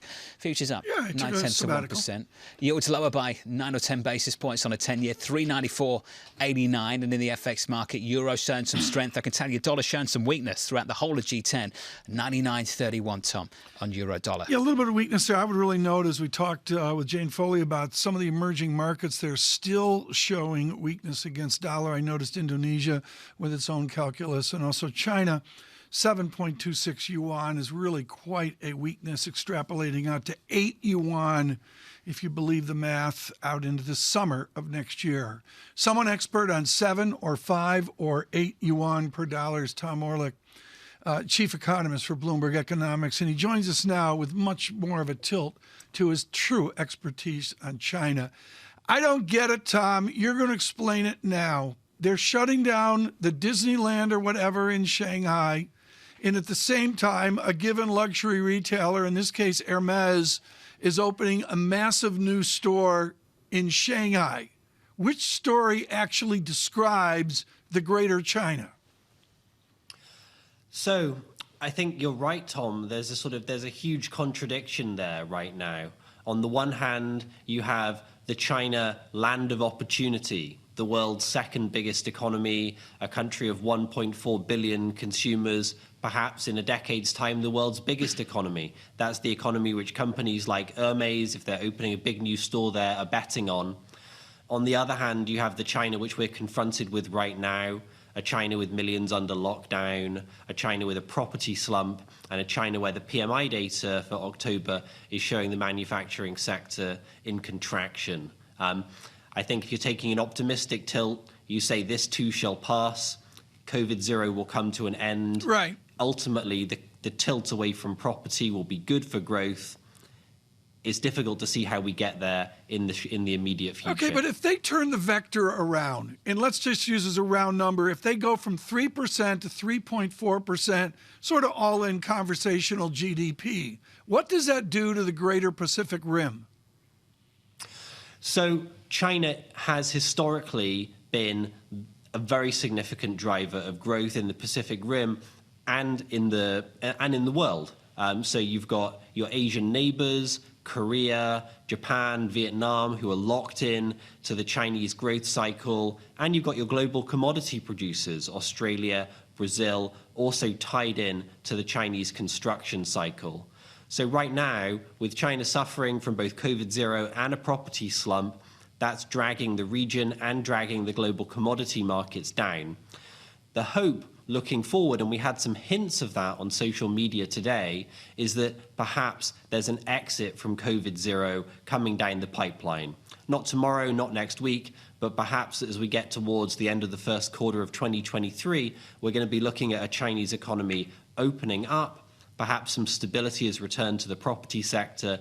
That could then look like a much more optimistic picture for China, for its neighbors, for the global commodity majors. Tom, how much is this noise, though, at a time when Xi Jinping painted a very different future for China over the next decades than over the past decade, in terms of how friendly they were to outside business, in terms of what kind of growth trajectory they would tolerate? Are we still looking at a much slower growing China, regardless of COVID policies, over the next 5 to 10 years that really looks at more of a 4% growth rate than, say, 6, 7, 8%?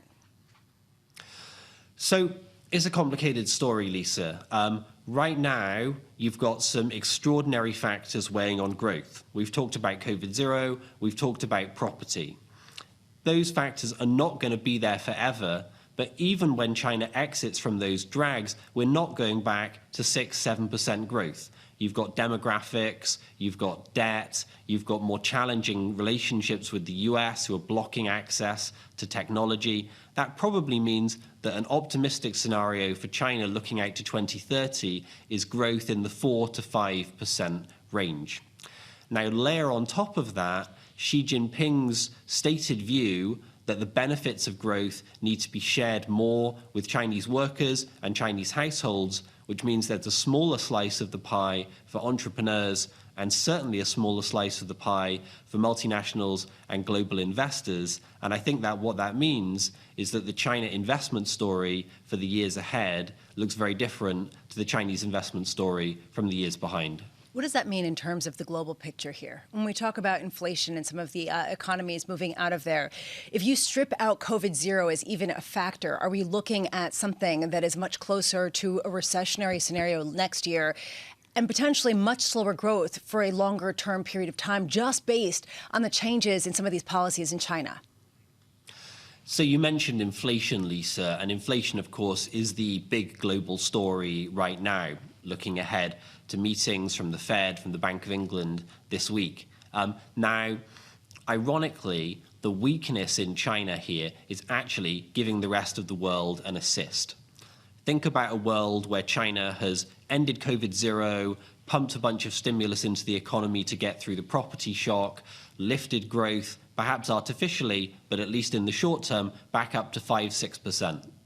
That's a world where oil is really expensive. It's a world where metals are really expensive. It's a world where soybeans are really expensive. And it's a world where Powell and Bailey and Lagarde have a much more serious global inflation problem to deal with.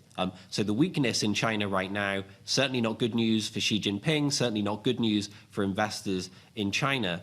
Perhaps it's giving a world currently obsessed with and inflicted by high inflation a bit of a break. Hey, Tom. Great to catch up. Tom Orlik there of Bloomberg Economics. It's been a theme of this programme through much of this year. Tom, you've brought it up many times. What if China comes back online? How much does that commodity market change if that's the case? To me, it's science, and it's about COVID. There's so, and this is all the good reporting we had from Johns Hopkins and others through the crisis. Can you imagine if they applied some form of vaccination program? Which the logistics must be just overwhelming within China. Away from the science. Let's say they go in that direction. Yeah. Where's crude the day that happens? Brent crude right now 94, WTI 87.70. Up and away. Up and away.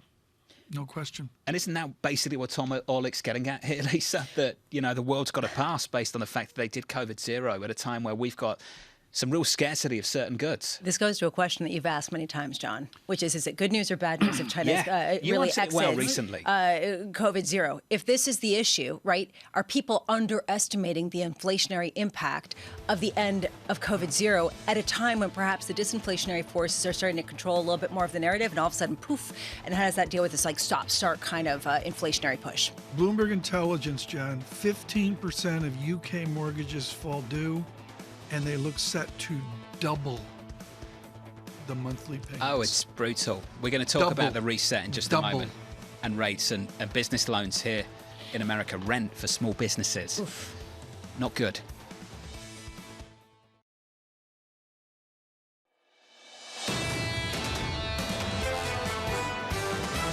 I think the Fed is going to have to step down to a lower pace. It's going to take time, and that's why we have this whole higher for longer mantra out there. Stopping too early is a risk and could imply actually hiking further at a later date. I just see this huge quantity of global headwinds. Everybody is sort of waiting, sitting on their hands a bit, but they want to get invested, but we're not quite there yet. This is Bloomberg Surveillance with Tom Keene, Jonathan Ferro, and Lisa Abramowicz. Good morning, everyone. Jonathan Ferro, Lisa Abramowicz, and Tom Keene on radio, on television. One day before a Fed meeting, we'll have coverage tomorrow afternoon of the press conference and such with Michael McKee. But right now, on 11/1, as we go through the fourth quarter, John, it's a bull market. Is that what you're calling it? It's a bull market. Are you calling this a bull market? I just looked at the move in the Standard & Poor's 500, and we have not broken the resistance of this great bear market. And that's the talking point into the end of the year. I think a lot of people are still calling this a bear market rally. Monster month of gains on the S&P 500, even more so on the equal weight. Underperformance on the NASDAQ. Big tech got hammered, and it did not bleed. JP Morgan maybe the standout for me, Tom. I think for you as well. Up something like 20% through the month of October. That's quite a squeeze. I don't read the equity strategist because I'm triple leveraged all cash. You do. Let's go to Mike Wilson, who's been right. Give us a Wilson update. Tactical call, short term, 4,100. 4,100. Wow. It's got a range of On 4,000 SPX, to maybe 4,150 and leaning into the upper range of that range, upper side of that range, He thinks that maybe you get that squeeze, but ultimately you have to confront some dire earnings that you'll see in Q1 23. And that comes to the slowdown that Chairman Powell has to deal with. And Lisa, we heard from Julian Emanuel, some real optimism there from Evercore ISI. And we heard from Jane Foley, the gloom loop or the doom loop, whatever she was talking about. She was on the edge of Rubini there. She was so negative. Well, you're looking at a lot of potential headwinds. The idea that Julian Emanuel is talking about is the stock bond correlation will move in the way that you'd like. And it also will give rise to this ability to pick stocks, to talk about the equal rate, to talk about the Dow more frequently because it just had its best month going back to 76. We've done very little Fed conversation today into this important meeting tomorrow. We've got the December meeting is important. Yeah, I know. I was giving that to you in a silver platter, Tom. No, but the important thing here, John, is we've seen a more accommodative Bloomberg Financial Conditions Index. We were restrictive, gloomy, and we're not into accommodation, but things have eased, and I wonder what that means for Jerome Powell tomorrow. Should we check in on the real world? Small businesses. Here's the quote from our story. I think this is really important. About 37% of small businesses, which between them employ almost half of all Americans working in the private sector, were unable to pay their rent in full in October.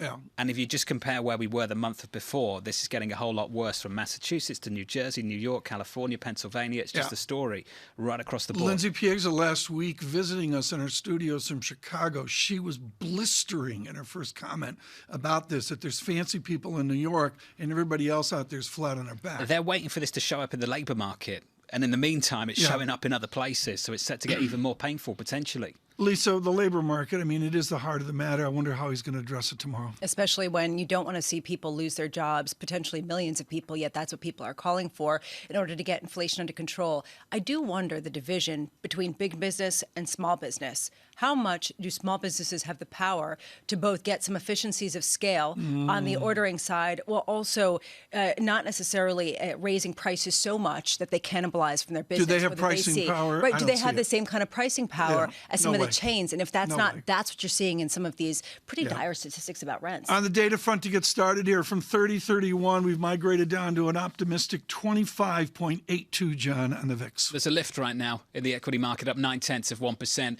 There's a lift in the Treasury market too. Yields are lower by 9 or 10 basis points on a 10-year, 394.89. I can't give you a why. I think Bramo nailed it a couple of hours ago. She's not even going to try, and neither am I. In the FX market, euro dollar 99.40 with positive 0.6%. So what have you got? You've got an equity market that's doing well, you've got a bond market that's doing well, yields are lower, and you've got a dollar that's weaker. It's kind of the reverse of the story of the last several months. Euro dollar 99.40, and crude. This is the one to watch, isn't it? Crude right now, WTI, $88 a barrel, at 1.7%. The rumors overnight that China might be dropping COVID zero or appointing some kind of committee to assess ways to exit COVID zero and all of that good stuff. And Hey, we'll see, Tom, but certainly there's a lift in this crude market. There's a lift across the board. I got to slip in the question here now to Victoria Fernandez, Chief Market Strategist at Crossmark Global Investments in Houston. John and Lisa have got important financial questions. Can you explain to me, Victoria, why so many people hate the Houston Astros? We need, they're in Philly tonight. Thor's pitching for Philly. Can you give us some love so that the nation can embrace the Astros? Absolutely. Look, this is the only team that has ever reached the ALCS 6 years in a row. They are consistent. They are on their game. They had an issue 6 years ago. People need to get over that and move on. So let's go Astros. Whoa. Isn't that issue cheating? Wasn't that small issue of cheating? Down in Houston, there's a small issue 6 there. years ago. Well, because of time, we're going to move on People here. need to get over it. We'll have Victoria back for a really long break so that Ferro can brief on this. Victoria, if we move over to the market, is the bull market giving us Astros capability here? Do you believe in this lift in stocks? Well, I believe in it, Tom, in the short run. I think we're going to have some momentum here. You've got really depressed sentiment. You have some of the technicals telling you that the market should continue to do well. So I think on the short term, yes, you're going to have this lift. But look, the Fed, in our opinion, is nowhere near the end of raising rates. They're going to continue to go, whether it's 50 or 75 in December. We'll see what the data tells us. I think they're going to continue to raise rates in the first part of next year. So I'm not even looking for a pause until maybe spring of next year. And then we know they're going to hold rates there for a continued period of time. So I think we're going to continue to have that volatility in the market. Right now, though, we need some weak data in order for the Fed to start to talk about having a pause. And I just don't think we're there. Consumption is strong. Earnings, many people wanted earnings to just collapse this quarter, and we're not seeing it happen. Financial conditions are equal to where they were in June, so they're not tight enough to do what the Fed wants them to do. So there's really a mixed bag right here, but November is typically a strong month, especially in a midterm election year. So short term, I think you can see things do well. So, Victoria, there'll be some people waking up this morning, looking back on October, looking at the Russell, the small caps up 11%, looking at the likes of JP Morgan up close to 21% on the month, and wondering whether they should get on board with some of those themes that performed so well in the last few weeks. What do you say to them?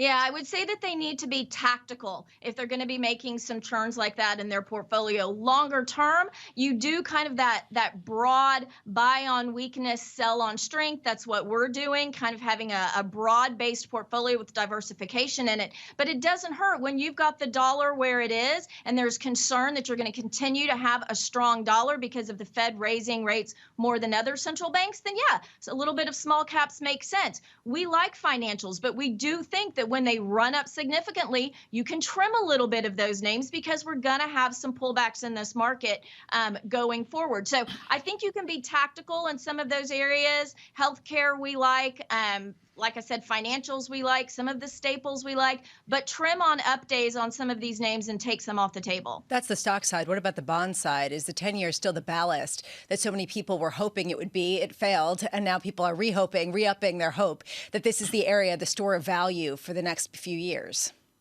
Right, Lisa. So look, if the terminal rate for the Fed is going to be right around 4.75 to 5%, then the top out on the 10 years should be around 4 and 4 1/4. Well, we've been there for a little bit of time. So we've been short duration for quite a few years. We've been lengthening that duration in our fixed income portfolios using investment grade corporates to do that because spreads are actually holding in pretty well. So we think you can do that in your fixed portfolio, remembering that you're going to have market value volatility, but those bonds have a maturity date. So you can hold those until maturity and lock in some of these higher rates, as we do think as you go into next year, rates will start to fall. Do we get in trouble for saying go Astros? Is that no, not at all. On the edge of trouble? Let's go. A firestorm of response. I'm not sure if the sponsors will object or not. I don't even want to look at Twitter after this. Yeah. Victoria Fernandez across Crossmark Global Investments. Talk to you in a couple days here and get it. Can you imagine how that would work in marriage therapy? It was 6 years. Get over it. You know, a very famous. Can you imagine that? I think that happens frequently. I can. A famous market economist emailed it instantly. Thank you so much for watching. And he said, they cheat. They cheat. That's all he said. And that's why they're disliked. You know. I didn't realise Thor was at the Phillies now. Didn't realise that. I didn't know. He was at the Angels, and he was at the the Mets fell before apart, that. And they got it, and they moved Thor over, and it'll be fun to watch. I haven't watched Guy's much, a giant. to be honest. Oh, he is huge. Fun. When I met him, like Severino just of the Yankees. Huge. They're all big. The smallest, this is a great deception. The smallest guy in the field is huge. Almost scary. Was it always like that? I look at Aaron Judge step up to the plate, and that guy's just absolutely... Oh, he's the guy's monstrous, a giant too. But the littlest guy in the field is a big guy, is how I would put it. The days of normal are over. I would point out, John, that as we look at the Astros, and it goes back to Field of Dreams and the great Ray Liotta. I still can't believe he's dead. Isn't that crazy? Loss of Ray I'm Liotta. with you. And that was the whole Black Sox scandal from the 1920, whatever. Love that movie. And that I remember in my ute, there were people still talking about that in real time. The Astros, I don't think, equates to that. When you were a kid on the ice, and you were about, how tall were you? 6'3"? 6'3", something like that? No, it was 18, 6'3"? I was taller. Yeah. 6'4"? Was that normal? I was 1 year in the NCAA, the tallest player. In 2 other years, I was the second tallest player, and I was not good as the other guy. The other guy was better than me. That's a scary sight. Yeah. It was, but the big difference, we had shorter sticks. They didn't lengthen the stick for the tall guys. So you were like bending down. Vivi Chara of the Bruins had a real stick. Bending right down. I was hugely penalized because I had a Victoriaville 5-stripe that wasn't long enough. Is this what you tell people in the bar about why you didn't make it? Yeah, I didn't make it to the NHL because of my Victoriaville. The stick's too short. Coming up, Henrietta Trey's on a midterm. It's just a week away from New York. This is Bloomberg. Keeping you up to date with the news from around the world. With the first word, I'm Lisa Mateo. Federal Reserve policymakers are expected to raise interest rates another 75 basis points at the end of a two-day meeting that begins today. Now, it's the Fed's most aggressive tightening campaign in 4 decades. Still, some strategists believe this stage of rate hikes is at an end, and the Fed will begin smaller increases next month. In the UK, Rishi Sunak's government says it's inevitable that all Britons will have to pay more taxes to restore stability to the public finances, especially the richest. Sunak met with Chancellor of the Exchequer, Jeremy Hunt, on Monday to discuss the budget. Now, according to the readout from the Treasury, they agree that tough decisions are needed on tax hikes and spending cuts. North Korea is threatening the U.S. with what it calls powerful measures if the American military doesn't end exercises with South Korea and others. The rhetoric may be an effort by Kim Jong-un to lay the groundwork for his first nuclear test in 5 years.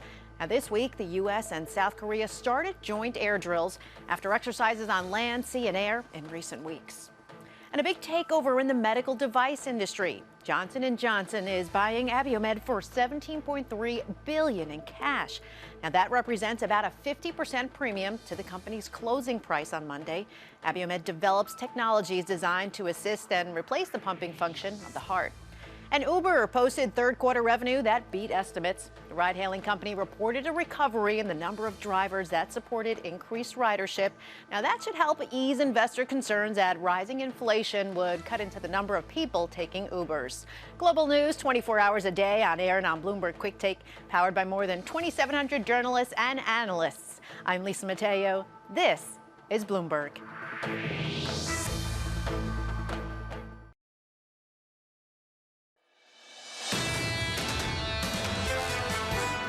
What we do need is people pulling together to address the production issues and to address what happens on December 5th, because you could have a larger crisis in the oil market, and you need people cooperating, not at war with each other. Brilliant to hear from Dan Yergin there, the chairman at S&P. From New York City this morning, good morning. Here's your equity market up 1% on the S&P. Let's check out the equity market. Just got a message from Michael DeVivio, who said this. Ranger Suarez is pitching for the Phillies tonight, Tom. Big fan. Yeah, it's apparently fun. Thor got bumped. Rain out allowed them Thor to bring got him bumped. back for game. Oh, yeah, because of the rain. Yeah. Oh, interesting. That's a good surveillance correction. There you go. Should we stick to football in future? You're getting big response from your NCAA view. Seriously. You know, the British guy watching Saturday football. It's like, it's a big I think deal. Bama LSU this Saturday night. Okay. I'm all Purdue. I just think Purdue, is destined. I think to play 500 ball this year. Purdue? Something like that. Right now, we will. I do want to point out equities with a new lift here. SPX 3922. That puts it up 6% to Mike Wilson's 4100. only 6% up. Yeah, not far away. That's how we moved. Sure. Let's look at Washington right now. We do this with Henrietta Treyz, Director of Economic Policy at Veda Partners, but far, far more. Henrietta Treyz understands the process on Capitol Hill. Henrietta, give me the process of gridlock. If we presume gridlock Wednesday when we're in Washington for 2 days next week, what does gridlock look like next Wednesday? Well, gridlock is usually something that investors love to hear out of DC. I have a lot of clients who are saying, does this mean we won't have to worry about DC for a couple of years? And I think that's definitely the case. The outcome of the Senate elections in our base case assumption is that we land at 50-50. Inconceivably, where we already are today, I anticipate that Democrats will lose Nevada, but pick up Pennsylvania, and you get left in this tremendous turnout election with the same thing that you've got now.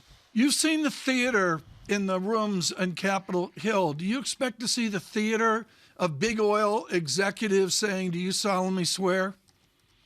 I think it's possible after the election, if Democrats, or specifically if gas prices continue to be particularly high, and if Democrats maintain the Senate, or if they maintain the House, I think there's a high likelihood that they would be called up. The windfall profits tax idea is something that I see as a 0% odds chance of passage, but it is a very convenient boogeyman to have going into the last week of the election cycle. Politicians love a boogeyman. They got a great one in Exxon and Chevron and the energy producers right now. Henrietta, who is the boogeyman speaking to within the Democratic Party to speak to sort of the polarization? How much is it the mainstream Democratic Party, and how much is it more of the left side of it? I think that it's Democrats trying to speak to pocketbook issues. They're trying to discuss inflation and explain to voters that they get the memo. They understand that gas prices are very high and it's a huge problem, and that's what they're being judged on by explaining that it's not them. There's so many things for Democrats to point to, and Republicans as well. But on the Democratic side, I think they're just trying to find a message that resonates with voters that says, I appreciate that inflation is a problem. We have been doing our level best to get at it. It is not our fault. And that's really the main course of action with this windfall profits tax idea. And the same would be true for any congressional hearings that they held. What proposals do Republicans have to bring down inflation right now?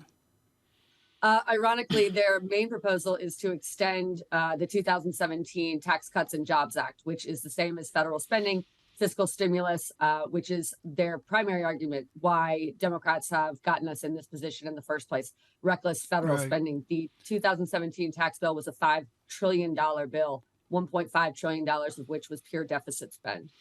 Henrietta, one of the great truisms we know at Bloomberg Surveillance, and you don't see it on radio, but you see it on TV. Anyone in Washington with a bookcase behind them has the one volume of Ben S. Bernanke, which, of course, you've read cover to cover, is the only one in Washington who's done that, all 642 pages. Henrietta, will the Fed matter to a gridlocked Washington next year? Well, I have to just defend myself here. Ben Bernanke once told me a joke about Elvis, and I will never forget it. So I'm proud to have that book behind me as someone who went through TARP and the auto bail and that whole disaster. I think all eyes are on the Fed, to your broader point. I think the hike coming is something that we have to anticipate. And my one holdover from the Great Recession, I would say, is that if you look ahead to what we have coming at us in 2023, high likelihood now of recession predictions by people in the United States and in the EU. And there is no appetite for fiscal stimulus out of Congress. So the only avenue we're going to have to stimulate the economy next year is going to be to have the Fed reduce interest rates. So as somebody who went through it, I know it's a nightmare for investors, but I'm happy to see it go up because it means there's room to go down. Henrietta, what was the joke? Oh my gosh, I can't remember, and I've never been able to remember, but it was about Elvis. Ben Bernanke told me, and I'm thrilled about it. Henrietta Treyz of Veda Partners, thank you so much. John, honestly, this sort of very human fabric of the past feeding into the future, you do wonder how much there'll be a less friendly approach to the Federal Reserve come not only this particular, I'm just saying. I think it's starting, isn't it? Yeah, I think that's already started. I think we've seen it from a few Democratic senators already, and Tom, I think we're going to see it from a few more as we work our way through the final week of campaigning. We're going to go down there. And I would say, John, we don't know Monday next week or even Tuesday morning who's going to win many of these elections. The polling is that uncertain. So there's a real tension to Wednesday morning when we wake up. Yeah, I'm not going to game the polls. But I think, it's pretty easy to make the assumption at the moment that we're going to see more complaints about this Federal Reserve, especially when you start to see I agree. unemployment go in the other direction. And if it's already starting. And the Republicans, if they win the House, as is widely presumed, they pick up a Trump-like message and bash on a strong dollar much more than we've heard from the Biden administration. Perhaps not at the dollar, but certainly at high interest rates. And Lisa, I think we've seen that 4 or 5 times already. Yeah, and how much does this actually start to feed back to the Federal Reserve? There was an article that was actually really good today that came out on the Bloomberg, basically talking about how right now, basically reiterating what we've been talking about all year, the inflation and employment mandate are not in conflict, right? It sort of is still not that big of a deal. What happens, especially given the discussion that we're talking about COVID and the COVID zero policies in China, next year, if you start to get a little bit more disinflation, the Fed feels like they can ease back, and then bam, you get that increase in some of the supply side demand. On the edge of optimistic, that was. Well, no. I'm just saying, but then you get the surge in inflation from China coming back online. Sure. So that's pessimistic. Look, too. the labour market's a lagging indicator. We all know that. Unfortunately, at the moment, you're going to see cracks elsewhere. And if they're waiting, being emboldened by a lagging indicator to do even more, they're going to do even more damage, which is part of the argument to say slow down. Let's just see. You've got all that tightening in the pipeline. You've done 300 basis points already in 6 months. Wait. Heard that from so many people. Go back to the damage that's already being done. You can see it in the small business stats that we just went through 10 minutes ago. Small businesses are already suffering. You can see it in the fact that many fewer people can actually afford the same types of things and are reaching into their savings. This is not an even economy with respect to the tiers of income. Do you remember Carl Riccadonna? I do. He's going to join us shortly. Carl, you might remember him, Tom. It's coming up next.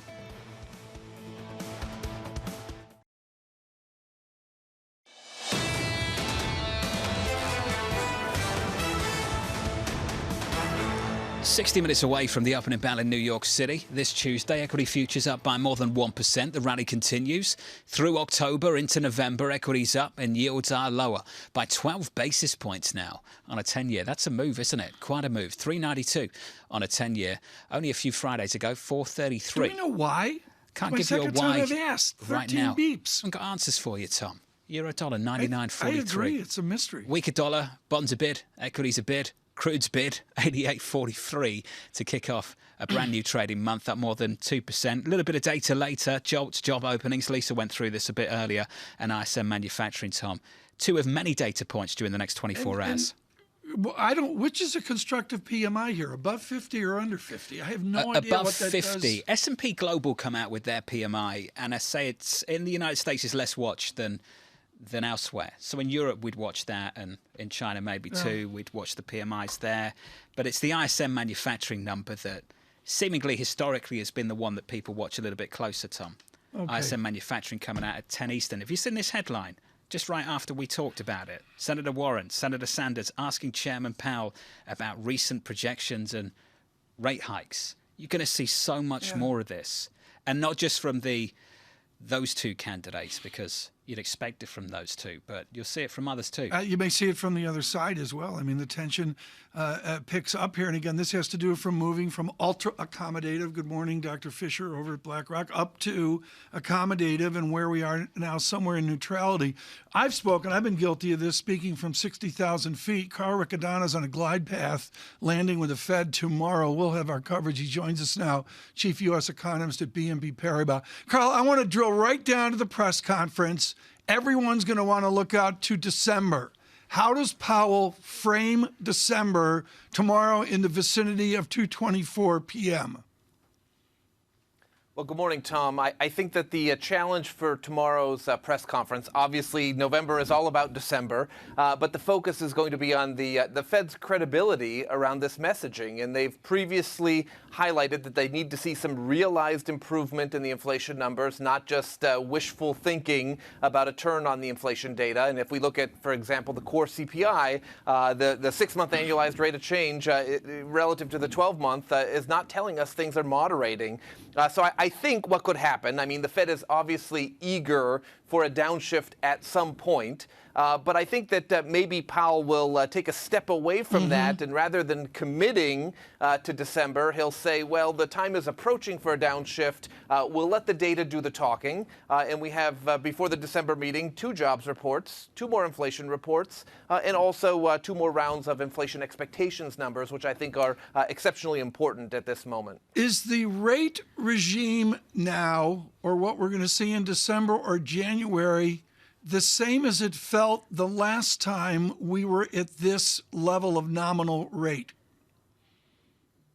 Well, I think that debt levels have gone up in the economy, and so interest rate sensitivity has only increased, and that's true relative to the last time we were at these levels, and it's true over the last 50 years as well. So absolutely, monetary policy is biting into economic activity. We see that very clearly in the housing sector. We'll see it through some other channels. You alluded to the manufacturing ISM out at 10 o'clock this morning. The strong dollar taking a very significant toll on the factory sector. We've seen new export orders slide into contraction, and I think that means that finally today the ISM headline will also slide into contraction as well. So we're absolutely experiencing multiple channels through which policy is tightening and reining in activity, and I think that means we're heading into recession next year. Maybe not so early as the first quarter, but I think by the time Q2 rolls around, we will have seen payrolls slip below 0 on a monthly basis, and consumers will have exhausted their excess savings from the pandemic, and the Fed will be at a level of about 5.25 on the terminal Fed funds rate. This will ultimately fix the inflation problem, but through the process, it will steer us into recession. To fix the inflation problem, how long does the Fed, in your estimation, have to hold rates at that 5.25% level? In my estimation, my team's estimation, we think that the Fed will be holding at that terminal rate of 5.25 throughout 2023, and then rate cuts could start in 2024. But don't look for the Fed to be the white knight it historically has been, riding to the rescue quickly and aggressively with rate cuts. Rather, they'll be much stingier with the lowering of the Fed funds rate, keeping it in restrictive territory. We're looking for maybe 50 basis points of cuts per quarter after at the start of 2024. So it's going to be a gradual moderation of that restrictive stance of policy, because it is going to take time to choke the inflation pressures out of the economy. We're seeing inflation at the moment in very sticky categories, places like rents and services, excluding rents. And historically, it's taken more forceful policy action to bend the trend in those types of categories. A lot of people listening to this might say 5.25% rates for a full year at a time when we haven't seen as much sensitivity this year because of some of the immunization of balance sheets that we've seen. Next year starts to get a little bit different. What are the contours of a recession with a full year or more of 5.25% Fed funds rates? Well, again, Lisa, I think the recession probably starts in Q2 of next year. We have to be careful not to succumb to recency bias, as psychologists call it, and draw parallels to the last few recessions, which were exceptionally deep recessions, the COVID recession and the global financial crisis before that. I think the contours of this recession look more like a run-of-the-mill recession, if you will. And so if I had to draw a historical period with the closest parallels, maybe it's the 1990-91 recession. So I would look for, again, between 3 and 5 quarters of recession, probably 4 quarters of economic contraction, and look for the unemployment rate to back up from 3.5% as it currently stands to something in the vicinity of 6% at the peak. But the critical thing here, Carl, and you've been a great student of history, for years, rolling back to your time at Deutsche Bank. And to me, the critical thing here is life goes on. If we get a Riccadonna view, life goes on, doesn't it? I mean, there's a whole gloom crew out there. We roll over and die. Just don't buy it. Well, we don't roll over and die. There's still a decent demographic trend in the U.S., especially compared to a lot of our developed economy peers in Asia and Europe, for that matter. So there's population growth. Maybe we see some improvement on the immigration front. And all of these demographic factors mean that life goes on. As the population grows, then the economy gets dragged along with it. So you get hiccups along the way, and those hiccups are recessions. But structurally, there is still a growth paradigm in place.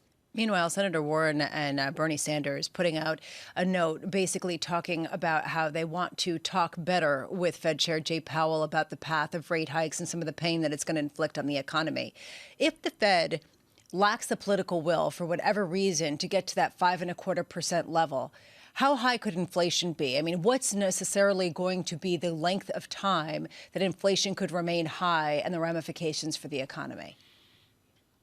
Well, if they lack the political will to really forcefully act against inflation, and I don't think that's the case by any stretch at the moment, a slew of Fed officials have made it very clear that inflation is job one, priority number one, and they will do whatever it takes to accomplish those goals. So as long as Jay Powell is at the helm, I think they will have the political will to make sure this plays out in an appropriate fashion. But if they don't act forcefully, then not only do you have higher inflation over a medium-term horizon, but possibly some disanchoring of inflation expectations. And that, for me, was really the last straw. John had mentioned crude oil prices at the start of the segment.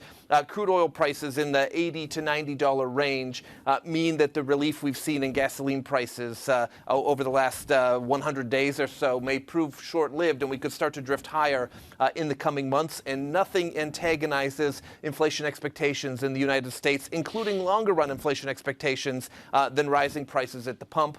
We've seen this in the latest University of Michigan details for longer run.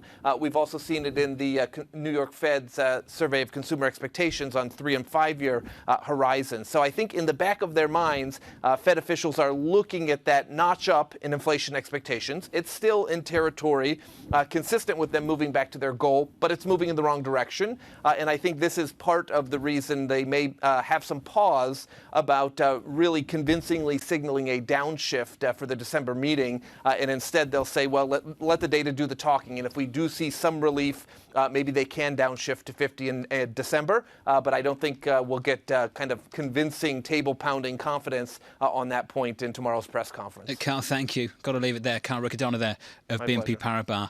Senator Warren and friends with a letter for Chairman Powell. It's about 5 pages long. Letter. Yeah, a long letter. Here's the quote that jumps out for many of you, I'm sure, which is on page 4, that recent statements from the Federal Reserve reflect, quote, an apparent disregard for the livelihoods of millions of working Americans. We are deeply concerned that your interest rate hikes risk slowing the economy to a crawl while failing to slow rising prices that continue to harm families. Lisa, Senator Warren and Senator Sanders, just two of many people signing that letter. Yeah, 11 Congress members signing that letter from the Democratic side, talking about what the Fed's goal really is and what is necessary to potentially kill it. They also talk about how some Fed members have raised concerns about going too far. So trying to use some of the words of the internal debate, Tom, to try basically say, look, it's not worth it. And this really highlights an increasing political tension. I want to really emphasize this is a carefully thought out letter with 7 questions at the end. John, question 6 is a doozy. Former Fed Vice Chair Richard Clarida recently stated, quote, until inflation comes down a lot, the Fed's really a single mandate central bank. Do you agree with that assessment? Did he possibly make that comment on our Fed show? He made a few comments like that. There's a series of questions in there.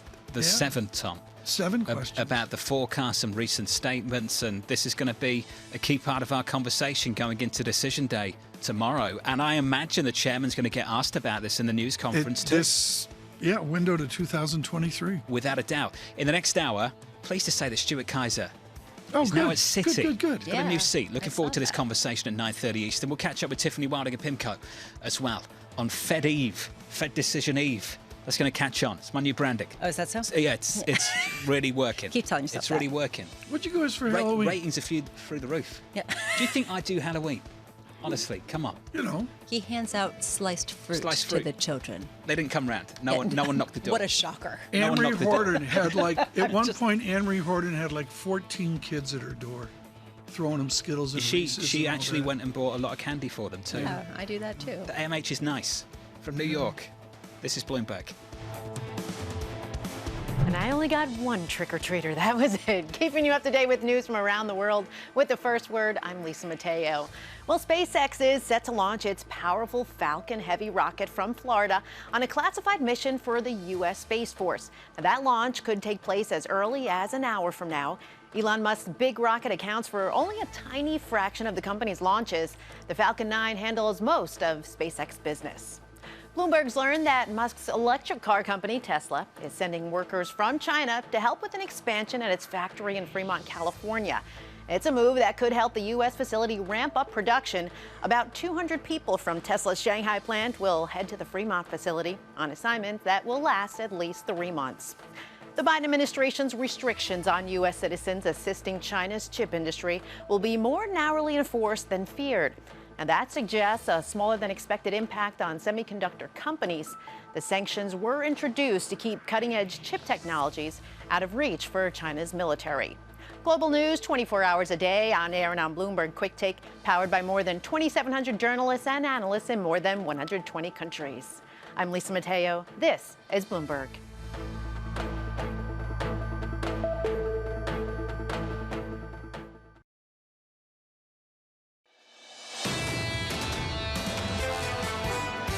Next year, inflation will be lower, the unemployment rate will be higher, our major trading partners will be in recession, and the Federal Reserve officials will have a much harder time balancing across their dual objectives, maximum employment and stable prices. And the temptation to reverse course will be pretty compelling. Vincent Reinhart of Dreyfus and Mellon, their chief economist, and that is a gentleman that the people you listen to, they hang on every word he says about the dynamics of Fed. Head of research for all of the Fed under Alan Greenspan, and Dr. Reinhart has written much on economic growth in America. Lisa Abramowicz and Tom Keene here. We're staggering to 9 o'clock here on a day before a Fed meeting, a nice lift to the market, and it continues forward. And Lisa, I got to be honest, we've gotten more talk on Astros Phillies, a surveillance correction. Thor is not pitching tonight for the Phillies because of the rain delay. Mr. Suarez is in Crossmark, a pitch battle of anger right now as Victoria Fernandez in Houston says Strohs and Robert Dahl, legendary equity strategist, is barely on speaking terms with his colleague at Crossmark. I got a number of messages saying, how could you even think anything other than Phillies? The fact that Yankees fans are rooting for Phillies tells you everything that you need to know about the Astros. That's what I will say. Mets fans are too, which is un-American, as we all know. Futures up 42 right now. Lisa and I thought this was so important that we should dive into it for a quick brief here from the gentleman in Hong Kong. Enda Curran, like so much of our Bloomberg team, Stephen Engel and others have lived the quarantine. He's Bloomberg Chief Asia Economics Correspondent. And I want you to speak of the nuances of quarantine that you have lived and observed in Hong Kong. Do you suddenly get out of it, or are government authorities easing out of it? Which is it?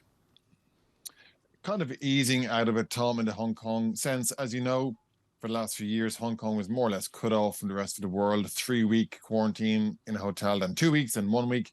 They have lifted that mandatory quarantine now, but there's still a fairly rigorous testing program in place, and that is deterring global business people and tourists from just landing here in a way that they once did. That's the international side, but don't forget on the China side, you cannot cross the border into Shenzhen yet because there is still an ongoing quarantine process involved in that. So, you know, where maybe other countries have flicked the switch, you think of Australia, they reopened and their economy got motoring again. Hong Kong has not been able to flick a switch. It's still kind of sputtering, very bad GDP actually in the last quarter.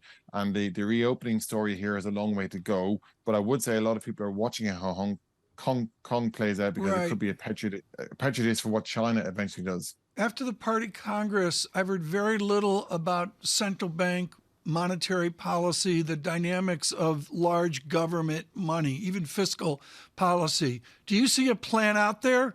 Or is Beijing making it up as they go? So what's happening at the moment is that they've actually just had the Congress, Tom, as you know. They've appointed a whole slew of new officials. Those new officials will be taking their roles over coming months, and in particular at the MPC in March. So the expectation is we're not going to get a dramatic retooling of the China economic policy story just yet. It will take time for that to be formed. There's an important meeting in December, the Works Conference. Keep an eye on. That's where they typically agree to growth target and the economic priorities for the year. So to your point, Tom, obviously everybody's asking when will the pivot come and when will they put support under the economy, be it on real estate or COVID zero. We don't yet know. All we know is there are certainly new officials going to be taking over key roles, and over the coming months we might start to hear some new language from them. In the meantime, and we're hearing and we're seeing some of the economic data coming out of China that's been disappointing and pretty terrible relative to what China has been used to. How much is this becoming a pressure point at a time when people are now estimating a sub 3% GDP growth for this year for China? It's a very peculiar downturn, Lisa. I mean, as you know, the whole story around China for decades has been it's a global growth engine. It's been a part of the world that keeps the rest of the world ticking over when there's a slowdown, but it's not happening this time. And it continues to deepen. You mentioned some more data. We had the official and the private sector manufacturing gauges today and yesterday showing that sector sliding into contractionary territory. And this is where it gets bad for China, because you've got the domestic issue, which is COVID and the real estate story. But the PMIs are kind of reflecting what's happening globally, which is a big slowdown in global demand. So China's now going to be getting hit by both sides. And as I was just trying to explain to Tom there isn't a sense yet of when the turning point might come or when there might be a pivot for China. But there's another question too, and it's not just COVID zero. It's that behind some of these numbers are companies directing some of their manufacturing out of China because of some of the unreliability of the policies, whether it has to do with COVID zero or whether it has to do with just how friendly the administration is to the rest of the world and global business. How much are you hearing about that on the margins, about people moving out of the factory production in China? Yeah, so it's a tricky one, Lisa, because just to be clear, there has been a move out of China for some years anyway, because China has become more expensive than other countries. But remember, China was the place to do business over the last few years because it was motoring during the pandemic. It didn't have the lockdowns when the rest of the world was struggling. Now, to try and get to your point, though, there is certainly very negative sentiment among the global MNC set operating in China and indeed in Hong Kong. Everybody's talking about wanting to look for other options and move elsewhere. Where are those other options, though? That's a big question. Who else offers the scale and the infrastructure that China is offering? The FDI data into China isn't yet really capturing an exodus, but of course, you can argue what that data does capture, of course. But to try and sum up what you're getting to, yes, sentiment towards investment in China is very negative at the moment. It's a question of when companies will start to actually put some action around those words and move wholesale to another country somewhere else. And the current, thank you for the brief, and all of Surveillance thanks you for late evening work out of Hong Kong today. Lisa, all sorts of things to talk about here, but I'm just going to frame up into a Fed meeting tomorrow of the real yield, something you watch all the time, is a general statement has run from 1.61% down to a lesser inflation-adjusted yield of 1.42%. And to be clear, this is where yields are above the expected inflation rate over the next 10 years. A lot of people will look at this and say, real yields are still very negative because of just the reality. It's just one measurement. Of where, right, it's one measurement. Yeah. This highlights the tension right now in markets that John and myself have not tried to explain today in terms of what's driving it.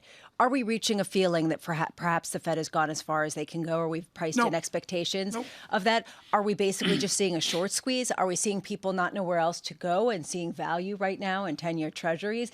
You know, how do you give narrative to something that feels very technical at a time when the narrative is all over the place because nobody can really predict where we're going to be in 3 months? I'm not going to game the narrative. I'm certainly not going to game short squeeze dynamics. There's a lot of people that do that to a great and quality extent. But what I will say is this is a Fed that is going into a meeting less restrictive than even 2 or 3 weeks ago. Because this meeting 2 or 3 weeks ago is a different meeting than what we're going to see tomorrow. So will that color their view and perhaps giving a more hawkish tone so that they can say, guys, tighten it up so that we can actually achieve what we're looking for? 10:10 this morning, a meeting. Lisa Abramowicz will give a full brief to Michael McKee on what to say in the press conference.